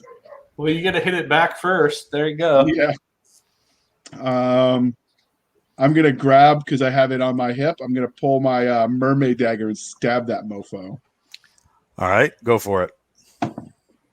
I got an 18. 19. Damage is 1d6 minus 1. All right. I got a 5, so I got a 4. All right. It can't. May I summon a frog? What? All right. So wait. The mermaid dagger you said last time was just 1d6. It's 1d6 minus 1 now. It should be 1d6 minus 1. If I told you 1d6 before, that was a mistake on my part. So all daggers are 1d6 minus 1? Most of them, yeah. Yep. Okay. All right, so you stab this thing, kind of trying to force it into what you would hope would be cartilage and into the spine. There's not much to hit on this thing, it's continuing to try and spiral around you. That brings us to Booger. Any effect from the magic part of the dagger? Nothing that you've noticed yet. All right, so I'm going to try out for the first time the sickles. Okay. Do I get one or 2 attacks? Everybody gets 1 attack. If you're going to two-hand it, unless you have things to offset it, you're going to be at -2, -4. I mean, I've got 2 one-handed weapons. So that's why I was just kind of wondering. So, does it even make sense for me to have the 2 versus just the 1? That's up to you. That's a personal preference. Well, can I actually use the 2? I mean, for 2 attacks? Yep. You just be -2, -4. Okay. All right, let's give it a shot. Why not? Two attacks. And my first roll. So this thing is AC 3. Okay. All right. So my first roll is a 16, which you Is hit. that -2? Yeah. Nope, you still hit. Okay. And roll again, and I get a 20. Give me a percentage roll. All right. So I'm rolling I got a 98. 98. Ooh. It's either bad or good. I don't know. It's actually really good. All right, so the first one, give me damage 1d6 plus 3. Okay. So 5 plus 3, 8. 8. All right. Yeah. So the first one kind of like hacks into its rib cage, and as you do that, you narrowly miss hitting JR. It what do you call it? It does that thing that like dogs do when you're trying to take the toy. It like bites down really fast to try and like get more real estate on his shoulder to keep the hold. Yeah. But you can hear its jaw like snapping as it's doing all that. It continues to try and coil around him. You sever with the second shot. You sever the head from the body. Wow. It screams and the skull cracks and shatters into shards. The body, the rib cage on this long snake-like thing, like rips back open and starts manipulating like fingers, and it's going to lunge forward at JR on its turn. That goes to Sparky. Okay, I'm going to do something ridiculous. I'm going to take a long, hard pull off my camelback, and I am going to try to spray this thing with the holy water. Because it's just JR. All right, go ahead. Let's see. I got a unadjusted 11, which I just needed to know that you didn't get like a 1 and you swallowed. Go ahead and roll damage. 2d6. Swallowing is bad in this case. Well, no, it would be very refreshing because it's cool, clear water. It's just, it's not needed. I got 6. 6 total. Yeah. Okay, J-Mac. Okay, so there's the body itself is attacking us, right? No, the body itself is like a glove with no hand in it. It's just slumped over on the other side of JR. So what's the head doing? Is it just a disembodied head? No, the head that he cut off from this thing exploded or whatever. Basically like cracked and splintered and just exploded all over the place. Oh, so it's not even a play anymore. Okay. I command Matt Damon to attack this thing while I ask it, is like, do you have a name? Which lord are you? Probably neither. I'm assuming Fang, but you know. So you're commanding Matt Damon to attack it? Yeah. Just kind of sneak up on it while I'm talking to it. All right, Matt Damon climbs up here, and he's going to like jump down on it. Give him a flying elbow, or These are 4 wrestling moves. Just 4 flying elbows.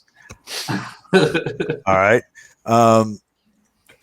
When you go to talk to it, it immediately jumps from JR to try and go after you. Okay.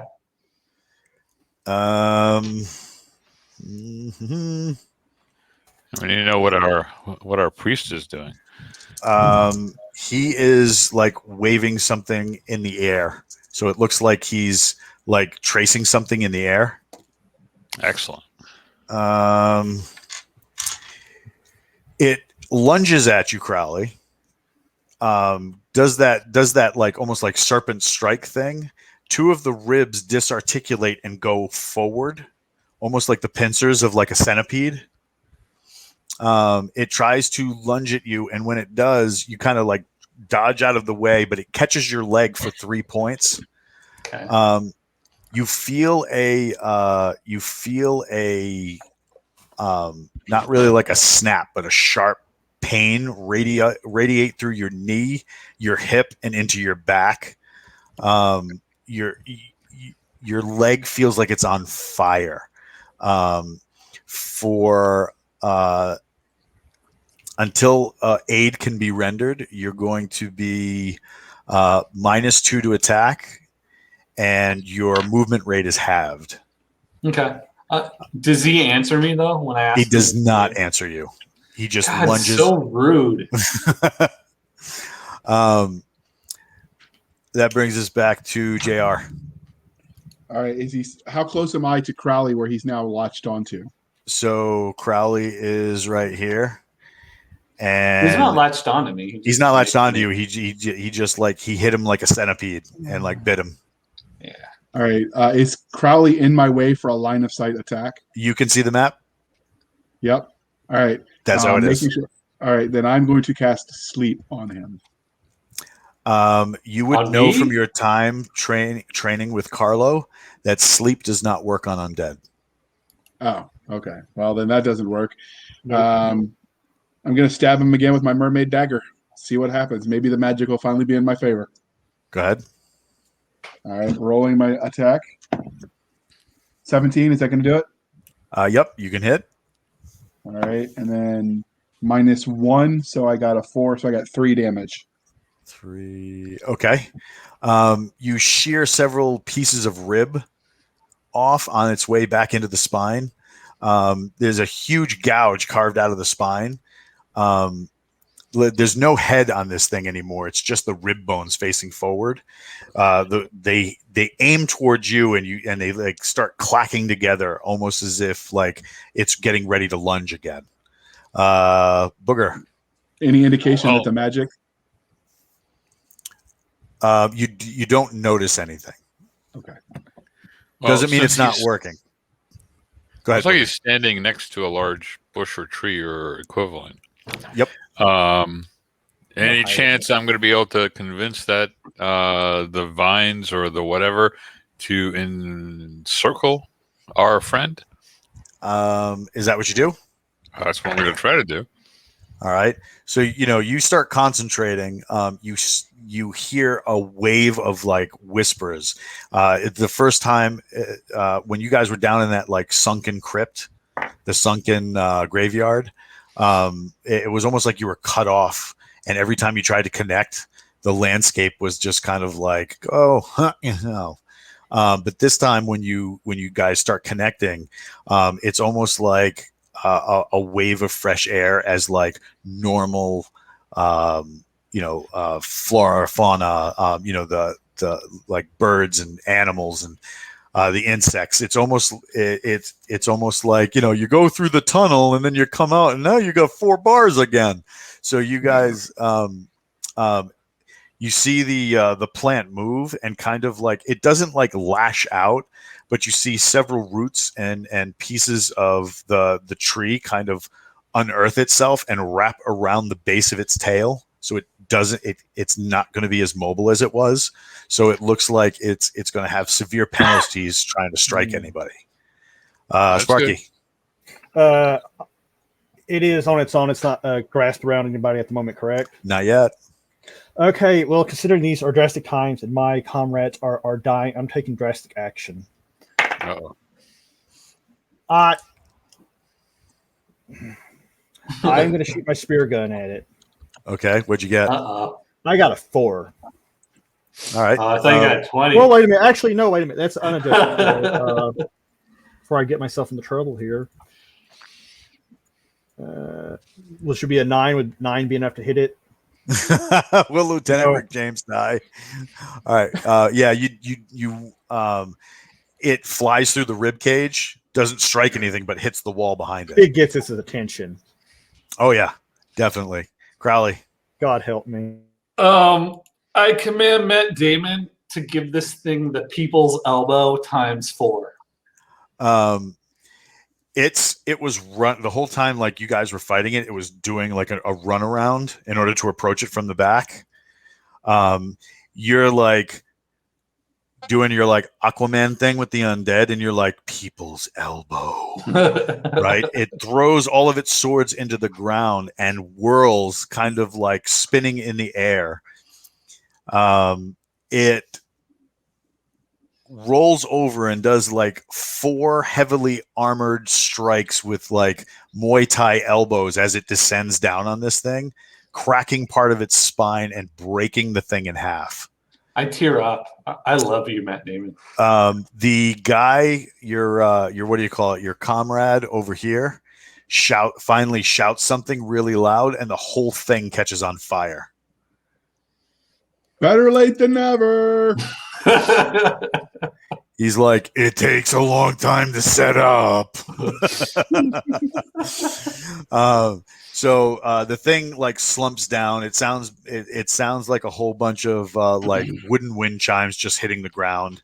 It slumps onto the ground right next to you guys, and you hear like hissing and popping as the thing catches fire and starts like just crackling there. Can I salvage a rib bone? Yeah, you could probably pull out a rib bone really quick. Yeah, I want to do that. I'm going to pour some of the special water on my wound to see what happens. On your wound? Yes. You get wet. Okay. It's still like tingling. You don't feel very well as far as that goes. Dude, let's ask the Uruk-hai. What was that we just fought? Was that any of the leaders here? No, definitely not. That was a minion. Can I render aid to JR with my med kit? Don't mind me over here bleeding out and poisoned. Oh wait, sorry. Who's worst off? I'm sorry. The big dude, Lord Dalius wants to know if you're going to be gnawing on that rib bone later. I mean, if there's any meat on it, of course. Not really. No. Yeah, I didn't think so. So the big dude comes up and he comes up to Crowley and he says, I can fix your leg if you will allow it. Yes, I allow it. You gain roll to save. No. It's I had to see how much he healed. You don't feel that like stabbing pain sensation in your leg anymore. You get 2 points back. Cool. He goes to JR, who was also hurt, and he's like, instead of casting a spell, he creates a poultice. JR, you get a point back, but he says that the poultice has to be applied for the next few hours. Okay. Because you've been poisoned. Good going. That's what that tingling sensation was. Yep. Lieutenant. Hey, I got to lead from the front, show you guys how it's done. All right. I asked him how much worse. I asked our friend how much worse what we will face is than this minion. The Lords of Fang and Fog, do you mean? Yes. The kings of this island, those lords of which I speak, were warriors of renown in ancient times. They led armies. They crushed kingdoms, forged kingdoms of their own, and then when death was coming for them, they made dark deals in order to gain whatever life this is for them. Unfortunately, they were terrible at bargaining, as they have been confined to this island. But the things you face are not like men of flesh, bone, who are capable of fear and worry. He's like, their goal is to one day walk from this island and start consuming the Shattered Sea. So I asked him if he could tell, because I couldn't, what the magical effect of the dagger as I stabbed them was. He says, I noticed nothing, but maybe the dagger is not meant for the dead. Maybe the dagger affects the living in an adverse way that we're not seeing here. Okay. and I ask him if he knows how far away the lords will be from where we are. We must venture a little ways and then enter the temple entrance, and we will have access to the lords of Fang and Fog. All right. So, metagaming here. Do we have time, given that we're on 2.5 hours, to do that part, or we got to pause it? This would probably be the time that we hit the pause button. Okay. So, but we want to thank everybody who came out. Thank everybody who dropped a bunch of subscriptions. We were a little light today due to people's schedules not lining up. I almost didn't make it today because I have a new doggy, and I haven't slept in like 27 hours. So, What else is new? Right? That's just Tuesday. We want to thank our sponsors, Galaxy's Edge and Forgotten Ruin, for hosting our game, and we hope to see you next time when sci-fi writers are playing old school D&D. And whoever voted I should die, I'm on to you.